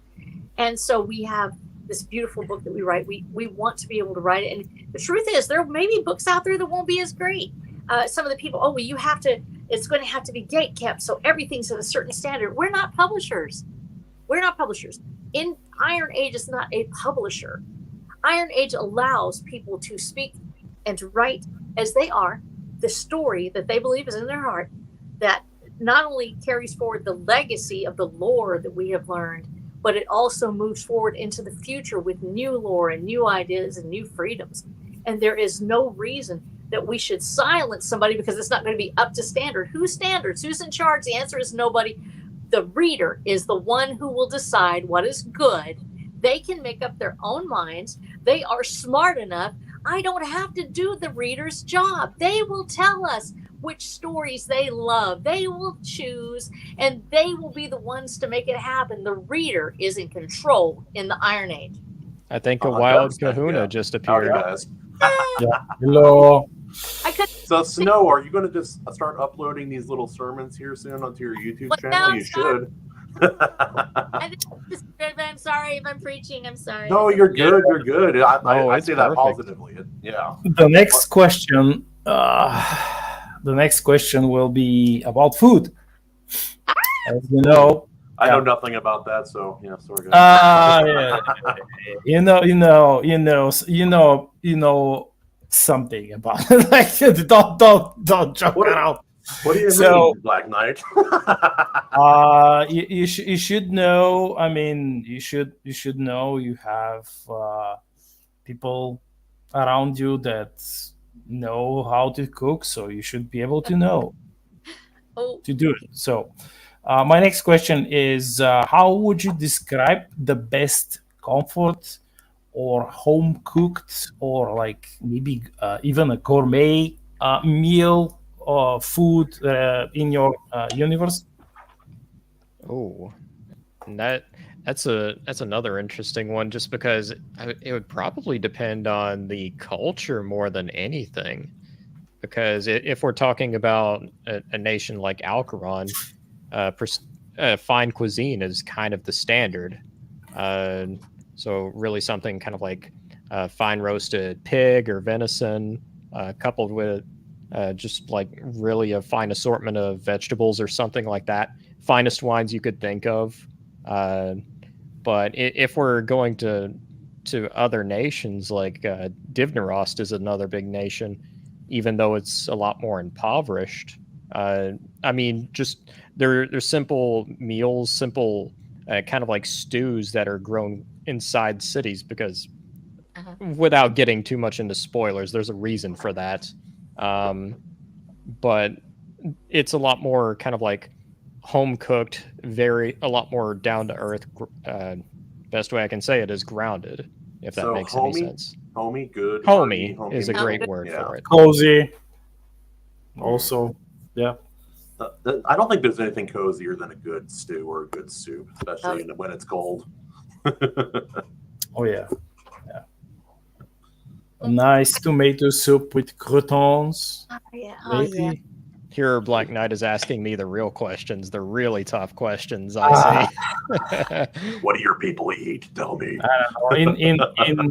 In Star Shattered, you know that I've wrote like a metric ton about food, all kinds of stuff. Even Star Shattered? No. Out there, I think in someone asked where I went, if I went to culinary school. No, but I had a babushka, and my babushka told me about food. So maybe if I am to follow the question to the letter, I would say that in Terran space there are a lot of unique foods, but city specific would be the blue apples, and they make like baked blue apples, and they're huge. Like they are probably the size of a very large mason jar, and they hollow them out, and they fill them with meat and vegetables, and they make a special sauce from the hollowed out parts. Oh wow! And this is consumed with either rye bread or like pita style bread, because of course they break the apple, and you basically eat it. You eat it with your hands with bread. And this is I think it was called the hidden blue, because of course the apple's blue. And yeah, that's I'll stop there. You've always gone pretty deep into the food in your novels, Black Knight. It makes the cold emptiness of space feel a little bit warmer in your novels. That's it's one of the bits that really does help make Star Shatter feel more wholesome compared to something like 40K. Yeah, we're knowing. 1,000 psychic capable people are sacrificed every day to keep alive a dead corpse to use as a compass. Black Knight's just over here saying, let's describe blue apple pie. That's right. He's like, anyway, I have wonderful stew and it's very good. And the captain is making it because the captain has trained himself to become like a gourmet level chef, because he was bored. He was utterly bored, and he was like, yeah, everything is like every day is exactly the same. I would love to have Captain Anitsa's problem. He's like, I'm just too successful. I need to do something more challenging. Well, he if you remember, he kind of used the last bottle of the special reserve of the Empress Ulice a special reserve as a pretext to leave the mansion. It's like leave everything behind and go on an adventure. Oh, that's my last bottle of wine. That's the bestest wine ever. If I drink it, my life will be without meaning whatsoever. Oh, I must go and scour the galaxy and look for another wine that comes close. Otherwise, I'll just wither and die. Well, of course, my beloved wine. Why my wine? No, and it's such a European thing to leave to go get wine. Yeah. No, that actually brings up a good point. I think that's a good way to do that kind of character, because a lot of stories that I think most of us find more compelling are like the kind of zero to hero, like the normal, either a lowly person or a normal person stepping up to be something greater than they were before. That's what we usually go for. But sometimes you need to have a story about someone who is already in a place of like he has everything he needs and wants and is already very capable.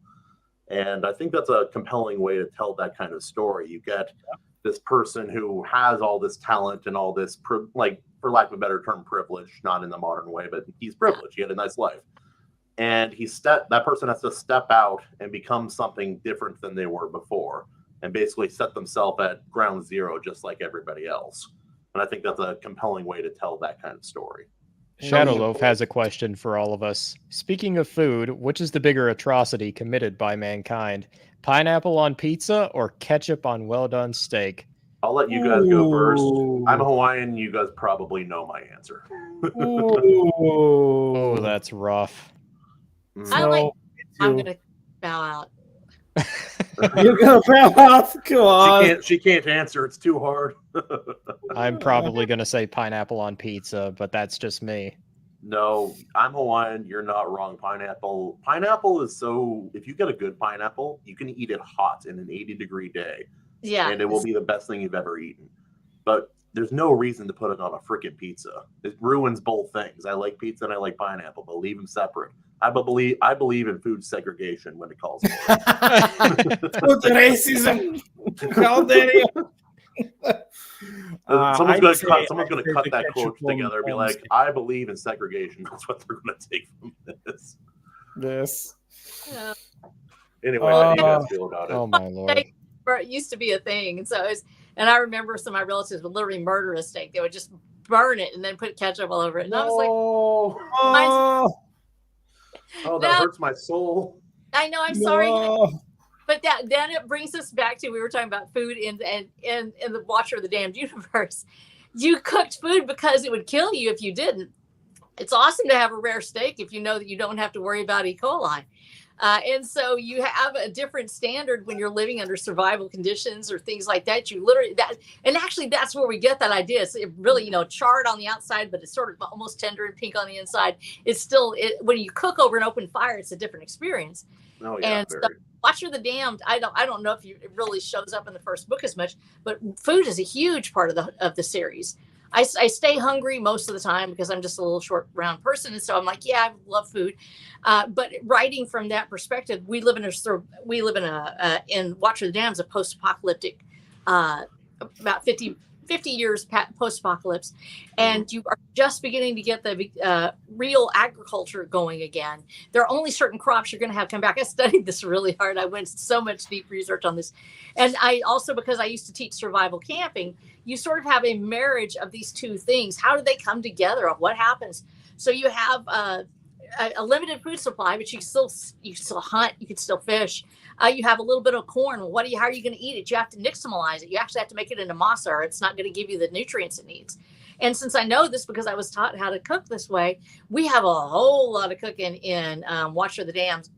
And in fact, there's actually recipes. If you go through and look at it, we talked about his abuelita makes him food. One of the first things Watcher does. And that was one of the things he was like most. He was brought him joy in his life as well. It's not a spoiler. It's the beginning of the book. He's kind of a prisoner, and so like Abuelita's food was one of the things that actually brought him joy in his dull, monotone existence. Yes, it colored his life, and in Watcher of the Damned, food becomes the allegory for love or pleasure. It's how we express ourselves when we can't say words. Sometimes you give somebody food, and so their food shows up frequently because it's. I know you read it, so I don't know how to describe it. We literally go through and say, how would you do this? How would you live this way? So I went through it and I was like, you know what? If you didn't have fire or you didn't have these things, how would you create a life with it? How would you cook? So we actually have recipes. If you read it, you can actually make what they write. In fact, somebody asked me to write maybe a Watcher the Damned cookbook because we literally go through and we create these dishes with pulled pork tamales, or we make gorditas. Rose, one of my main characters, actually makes gorditas. She knows how. She's not good at patting tamales because this is me, Mary Suing. I can't pat a tamale, but I can pat a gordita. By golly, I know how to make handmade gorditas, and I'm pretty good at getting a little fat gordita. And they're a little corn cake that you make out of masa. And they make what they can and they cook it where they can. So the act of creating food together, of taking the time to create it, how you do it, considering that one of our characters actually is a vegetarian. She's been raised to believe that killing animals is wrong. How do you live in the wildlands? Yeah, really. It's a huge part of the story. Why is she the way she is? How is she even going to survive? And she actually is a survivalist in her own right. She's trained to be a scout. But there was a religious requirement, and they didn't eat meat, and you'll find out later, so no spoilers, why they did that. But in her world, she can't do these things. So there's this constant struggle of finding enough to eat. She has to fight to get all these just plant foods. And so she goes out and she eats wild food. So we actually have where you can go out and you would use your skills to find wild plants, and we talk about ones that are known in Texas, and then we incorporate real Texas cooking into the story, and we use techniques that were used by my ancestors actually back in the early 1800s, where they would cook over an open fire, and how they would create these meals and make these things. I went back in my own family's history to recreate those foods, and so we can have feasts. And in fact, there's a scene that I just wrote, which is for our new book, which is Caballeros de Camino, and where they're escaping. And of course, it's after Trail of Travail. And there's a feast. The feast itself is something you could literally create with things if you were in post-apocalypse Texas. And it's things like charro beans with pork in it, where you use the salt pork to create these bean dishes, and the herbs that you would use, the spices you would use when you have limited spices. Getting hungry now. Yes. Just right, get them just right, and then you have sausage. We've got one of our people that actually makes sausage, and he talks about how he makes it. The first parts of civilization, rising again, are how you create and preserve food. And so we have this big feast, and it's just cornbread and beans and a ham that somebody preserved by putting it in sugar and salt. And a cake that was made using jujubes and Chinese dates, which I grow here and actually have them on my land. And so we create these recipes, and there are recipes that are associated. We're probably going to create a cookbook that goes with it, along with the geocaching trail of where they camp out and where they do these things, because every place is actually corresponds to a real world location, and everything in the book corresponds to real world as far as the food actually corresponds to real world food. So we actually have real recipes that we do. So there's probably almost every book, there is a key scene that revolves around trying to find enough to eat, trying to make it where it's safe to eat it, and getting enough of it to share with a group of people, because that is really hard to do when you're escaping from tyrants who have drones. It's hard. Yeah, for sure. Food is it's a cool idea. We should put together like an Iron Age cookbook for like one of the Christmas. We really should. Oh yes, like one recipe for each story, like the best one, and so cool. just compile the whole thing. I'll include my probably one of my special breads. No, you make good bread, man. Like every time I see it, I salivate. So that brings me to another question, which is about environment. The environment in your stories as an enemy, as an antagonist, almost as a character, almost. Yeah. Yeah,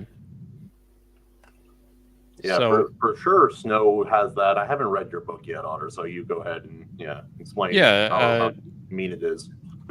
So you're really talking about the environment as more of an adversary or just a character in general. Yeah.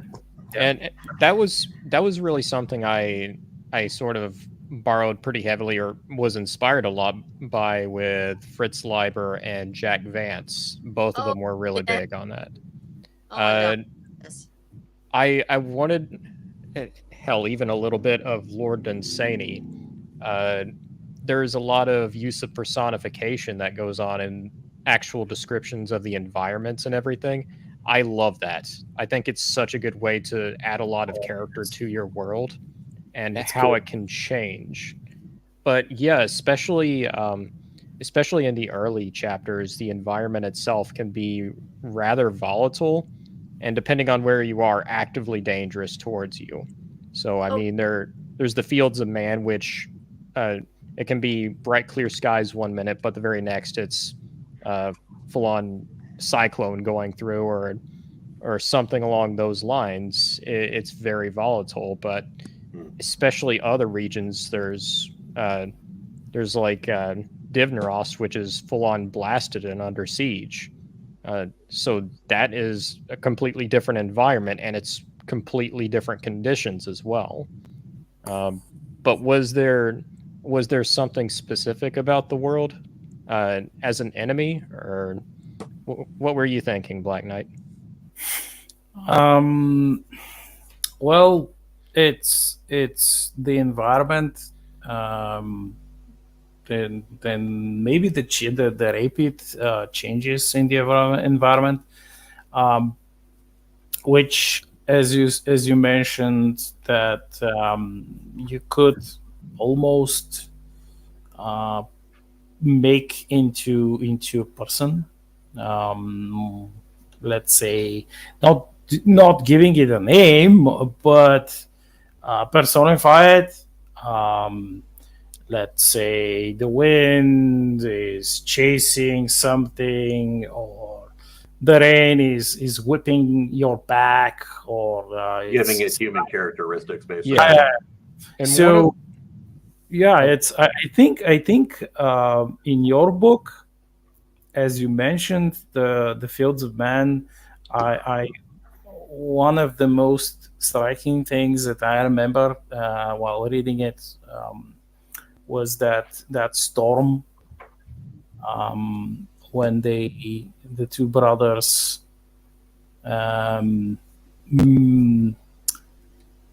did something in that storm. It's a vital scene. I'll say that much. I'm not going to spoil, but that was quite what I was asking. Okay. Storms are a great place in stories to have display either conflict with the world with a character or conflict within himself. Well, And I've always appreciated those scenes in stories. So yeah, there's another aspect to the world of Zervonia it kind of just came to me one day, and ever since, for me, it's one of the biggest defining aspects of that world is that Zervonia has 2 moons, but they have different orbits, and it's actually been theorized that over time, at some point in the future, they will eventually collide together, and it will be a full-on catastrophe. It could be fully apocalyptic. like shift the poles of the planet level, kind of.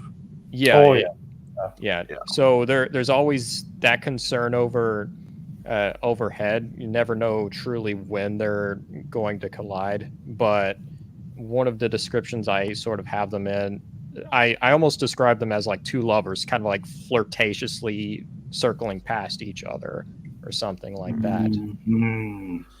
Yeah, the relationship between moons when there's more of them in the story is always interesting. And some authors go overboard. Like one of Brandon Sanderson's stories, there's like I think 4 moons, and the entire night is lit. That's stretching it just a little. Well, Just a little bit. Saturn. If you're on Saturn, that's cool. Yeah. He's got 12. So if we're done with this one, I have a question too, but I don't want to cut anyone off if you guys. I wanted to mention after Snow answers it. All right. Well, were you going to say something, Kahuna, first? You can go. Oh, no. It's a whole different subject. So yeah, go right ahead. I guess environment is because I live in Texas. I think, and maybe it's a little different. Every place has its own special characteristics, and there's always something in the environment that will rear its head if you're actually out in it. But because a lot of people live more in an urban environment, they don't see the environment or the world itself as sometimes an adversary. And so, having been, like I said, a survival camper and an EMT, and where I live, it's a very challenging environment, especially the weather. And so I have it pretty prominently figured in my story. And in fact, it's one of the main characters is actually Texas itself. The land and the weather is always somehow in the story itself. It's constant. If you can't ignore it when you're in Texas, there's like fall is like 3 days. Last week that was it. It's done. Then it's like 70 degrees and muddy, or it's a freezing cold is 0 with an ice storm, or it's 115 degrees. So that really, I felt like that's insane. I figured in somehow because I couldn't tell this story without it, and so I wrote it into almost every scene where there's something that you have to deal with. We haven't haven't gone through yet. We're going to go through winter. We're going to go through summer. And the characters themselves have to be able to deal with extreme heat and still be able to carry their items and have their, gear where they need it to be. And I'm a really big, because I love camping, I know what it means to carry each piece and to have it else off your back nearly. Yes. Yeah, well, in your stories, like even outside of your books, you've written about Texas and the environment that you inhabit quite thoroughly, like say on your Substack and such. And it comes through really strong in your story. I'm like, I've never been to Texas, but I can feel Texas a little. Fear Texas. Fear Texas. Shadow Loaf had a quick question. Is there a particular genre or story type you like that has yet to be touched upon by any writer with an Iron Age that you're aware of? I have one that's kind of been touched a little bit with the Iron Age, but I think it hasn't fully been tapped yet. And for me, that's horror fiction. I think that's still kind of an untapped well at this point. It's been touched upon, but less. It's not usually the main. It's usually like a sub part of the genre, not like the main aspect of it. Yeah. So I'd love to see some Polynesian culture in it somewhere, not for the sake of representation, just because I think it's fun and it's fascinating, and so that's it's unique. Like unique. Yeah. Mm-hmm. It needs to be told. Stories from different cultures need to be told, but for sure. but not like the special brigade wants them to be sanitized. It's like, no, you don't. It's like you don't have the right skin complexion to tell a story about Africa. Harder.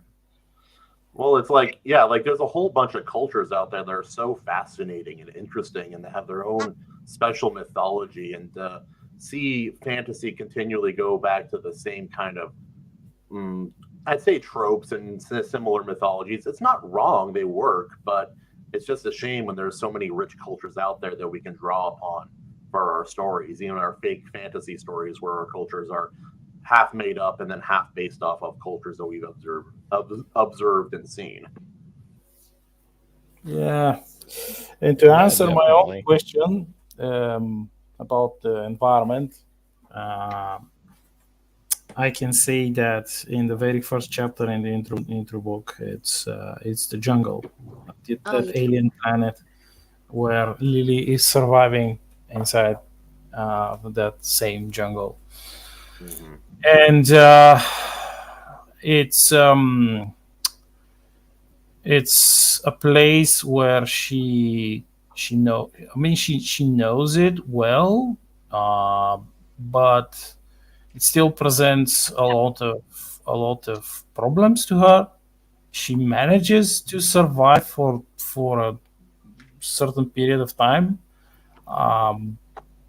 but her opponents, they have neither the gear nor the knowledge to do so, because they I mean, they have different training. They are troops outfitted with spacesuits. They're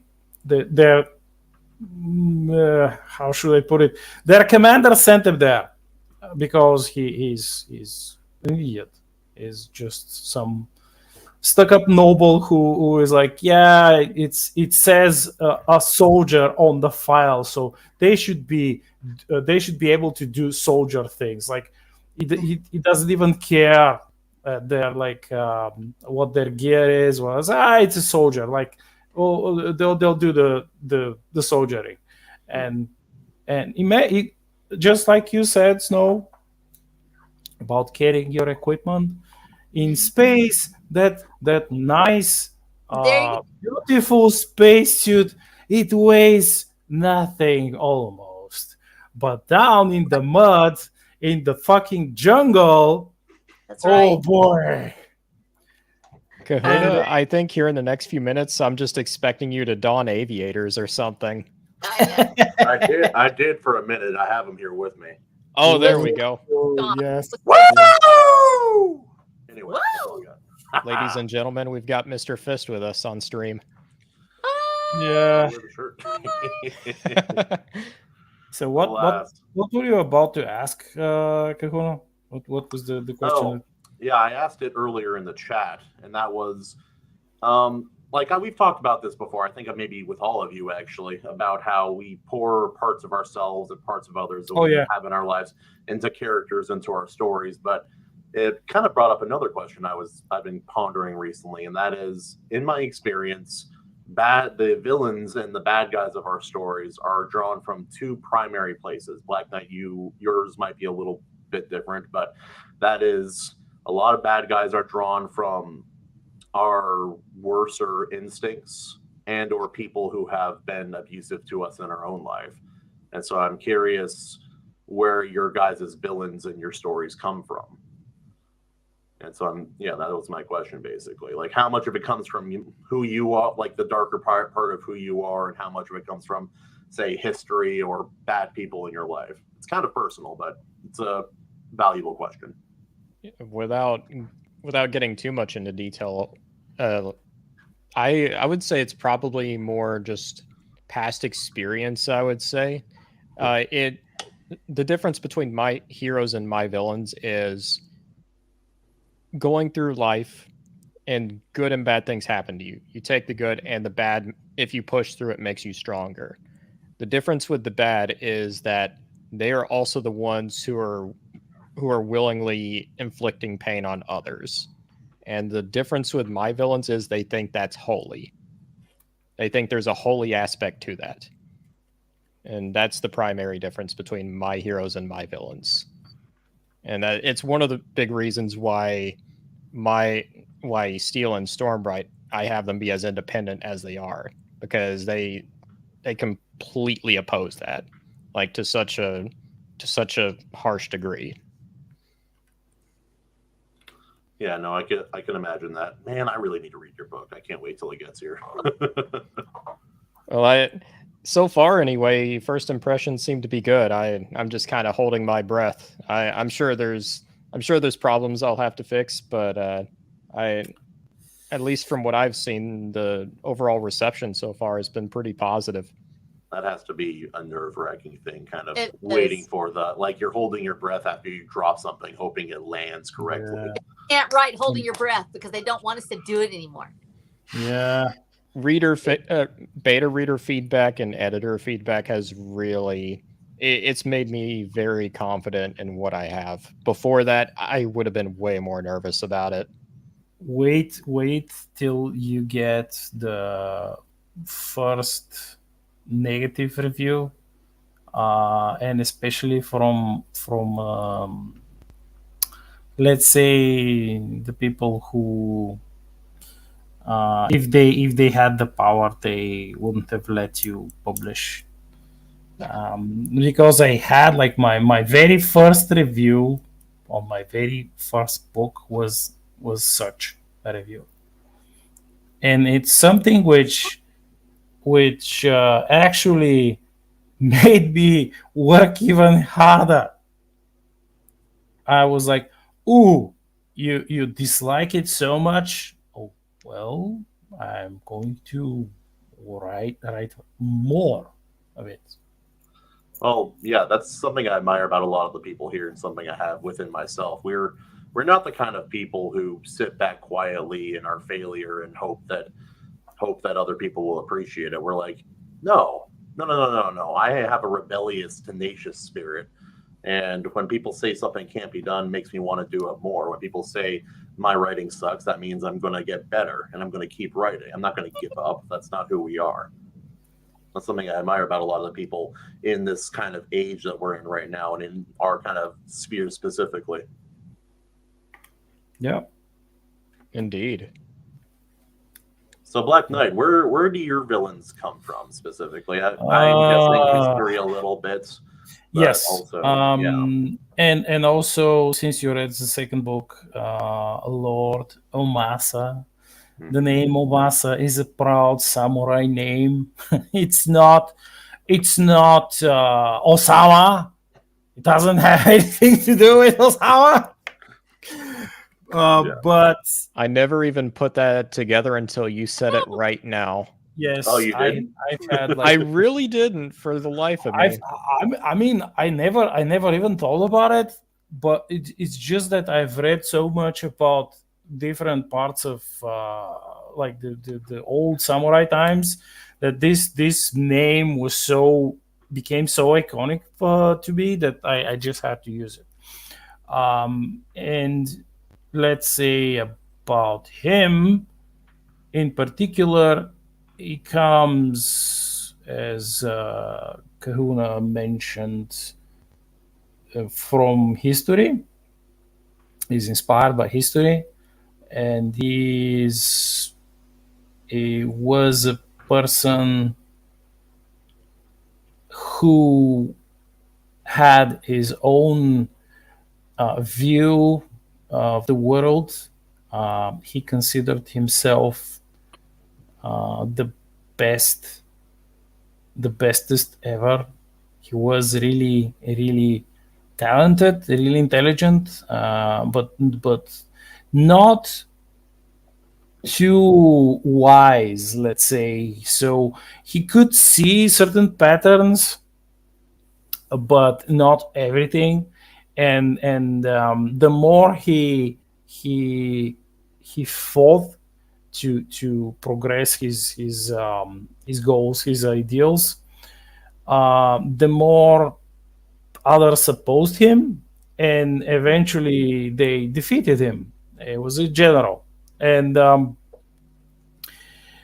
there are similarities between him and Mayo Masa, but that's all I will say about him. As for the other villains, there is an iconic one. Otter read that book, and you also read about her, that a certain Marquise, Kahuna, who is not very intelligent, and compared to Masa, she's cool. I mean, she's not retarded. She's just. Don't get me wrong. She has more than a 40 IQ, but only. Yeah, she has. The problem with her is that she comes from such a sheltered life style, such a place where everything was done for her. Even her own thinking was done for her. So she cruelty almost, born from privilege, kind of thing. yes, she almost, well, she's that's part of it. And her character is molded partly by this, but and of course she was born with certain tendencies, and it culminates in a person who assumes that they know what is best they can do it. They can achieve it. And whatever they order, if something fails, if their order fails, their idea fails, it's not them who are like guilty of anything. It's the people who were following said order. Yes, they are responsible. Or comrades, all the people around me are incompetent. It's surely not me. It's definitely everybody else. Yes, I've never seen that on a construction site. One of the ways that truly shines a light on her inner madness and delusion is in the third book, when she faces like a truly epic failure, and she starts killing her direct subordinates, because she assumes that my idea, my plan, my order cannot possibly fail. So either you're incompetent or you're traitors. Yeah. So there seems to be a pretty big mindset deficiency within some of the middle ranks of the alien adversaries in your universe, Black Knight. Depends on the race, and depends on the place, because it's for the Zarans in particular, when they find a person like this Marchese, they will do their best to quote unquote promote her to a place where, when she fucks up, she will not drag an entire fleet together with her. She will only be responsible probably for a dozen ships, and that wouldn't be like some important location. And even if she loses, well, they almost expect her to lose. Then they will be like safe. All right. Sorry, go ahead. Oh, I was gonna say we should probably be wrapping up here soon. Yep. We've been a little over time for a bit now, but we were also answering questions. No, absolutely, man. Thanks for having me on, by the way. Sorry if I delayed things too much. Oh, it's no problem. I'm always happy to have the old fist on stream. Yay. He's really letting himself go. Holy crap. But yeah, seriously, thanks to all of you for being on here and asking me different questions about the story, the world, the characters. It's all been quite a time for sure. It was wonderful. All right, so with that, I guess we'll go ahead and do parting plugs. So Black Knight, we'll start with you. Why start with me? Come on. It's African American Night, first of all. Second, no, I'm kidding. Yeah. Okay. Well, you may know me as the Black Knight, the author of the Star Shatter series, and a few other books also set in the same universe. You can find them on Amazon, or you can find me on Minds, and Substack, where I post a couple of my amateurish poems. And right now I am polishing and posting the first novella, fantasy novella that I ever wrote. So if you like, you can go there and have a blast, read something. And I also aim to do a review from time to time when I can read. I can set some. Coincidentally, you also have a review for my book up. Yep. Yay. Oh, what a coincidence. Yeah, what a winky of a dink there. Yeah. Just the darndest thing. Yeah, it just kind of happened, you know? That's awesome. It's magic. It's like communism in America. It just kind of happened, man. It just kind of happened. Yeah. All right, RH Snow, we'll go to you. Howdy. Watcher of the Damned. Be there, be there, be there. Sunday, Sunday, Sunday. Yay! Thank you, Rhoda. Thank you for reading my book. I love y'all. It's books now. It's series 1 in the bag. Series 1, books 1 through 6, and the new series, Watcher of the Damned Wanderer, also now out, and you can buy Trail of Travail on Amazon. Go to flow.page/rhsnow, flow.page/rhsnow, or to watcherofthedamned.com, where you get to meet the villain of our series, which actually is the system itself. If Texas is a character, so is the system. In a world where the Georgia Guidestones become real, you have an overarching oligarchy of corporate bureaucrats that think they're doing the right thing in destroying humanity so the planet can live, and instead they totally foobar it so bad that we all end up in a post-apocalyptic state. And yet, power still seeks its own, and it still seeks to rise, and so does the spirit of freedom as they both go head to head. And so you want to fight the system, join the revolution, and read Watcher of the Damned, because we are going to be exploring themes of freedom, love, life, liberty, and the pursuit of happiness. All right, perfect. Hell yeah. Hell yeah. And wrestling. We have wrestling. Kahuna. All right, I gotta do this properly. Hold on. This Sunday, go to the Ultimate Kahuna YouTube channel for the ultimate. In truth, you could just go any day during the week and it'll be just fine. But yeah, nope, I finally getting my setup here kind of going, so I'll be able to do some more interviews, get StreamYard set up, and get to talk to authors, artists, creators, and still upload my silly content that I do on the regular. So yeah, just check out the Ultimate Kahuna YouTube channel and on Twitter.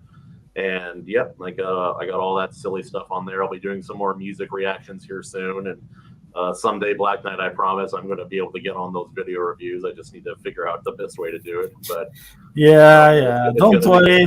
It's just a matter of time. You cannot.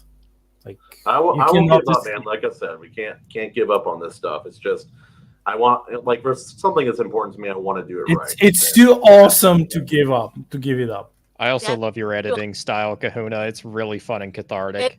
Oh, thanks, man. I appreciate it.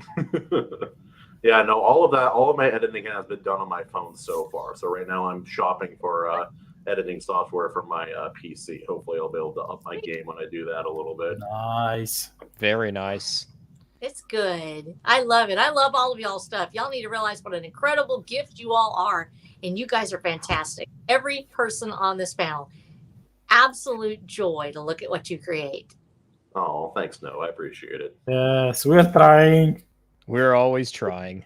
And we'll try harder. I heard you might have released a book or something recently. Do you have a plug for that? Or Yeah. No, just kind of this little tab right here. If you're interested about what I write, I just released a book. It's my debut novel, The Curse of the Star Raids. The first entry in Steel and Stormbright is out now. You can find it easiest through Barnes & Noble.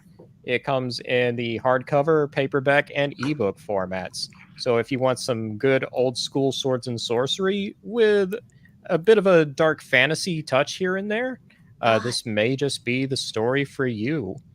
I also have my blog page, Downstream Pulp, where I write other things such as reviews, short stories, and the odd opinion piece. A cool opinion piece. Yes. Balanced reviews, which is most important. Reviews are always important. All right, with that said, we'll go ahead and end it there. So thank you everyone for joining us for this Q&A stream, and we'll see you next time. God bless. God bless, guys. Woo!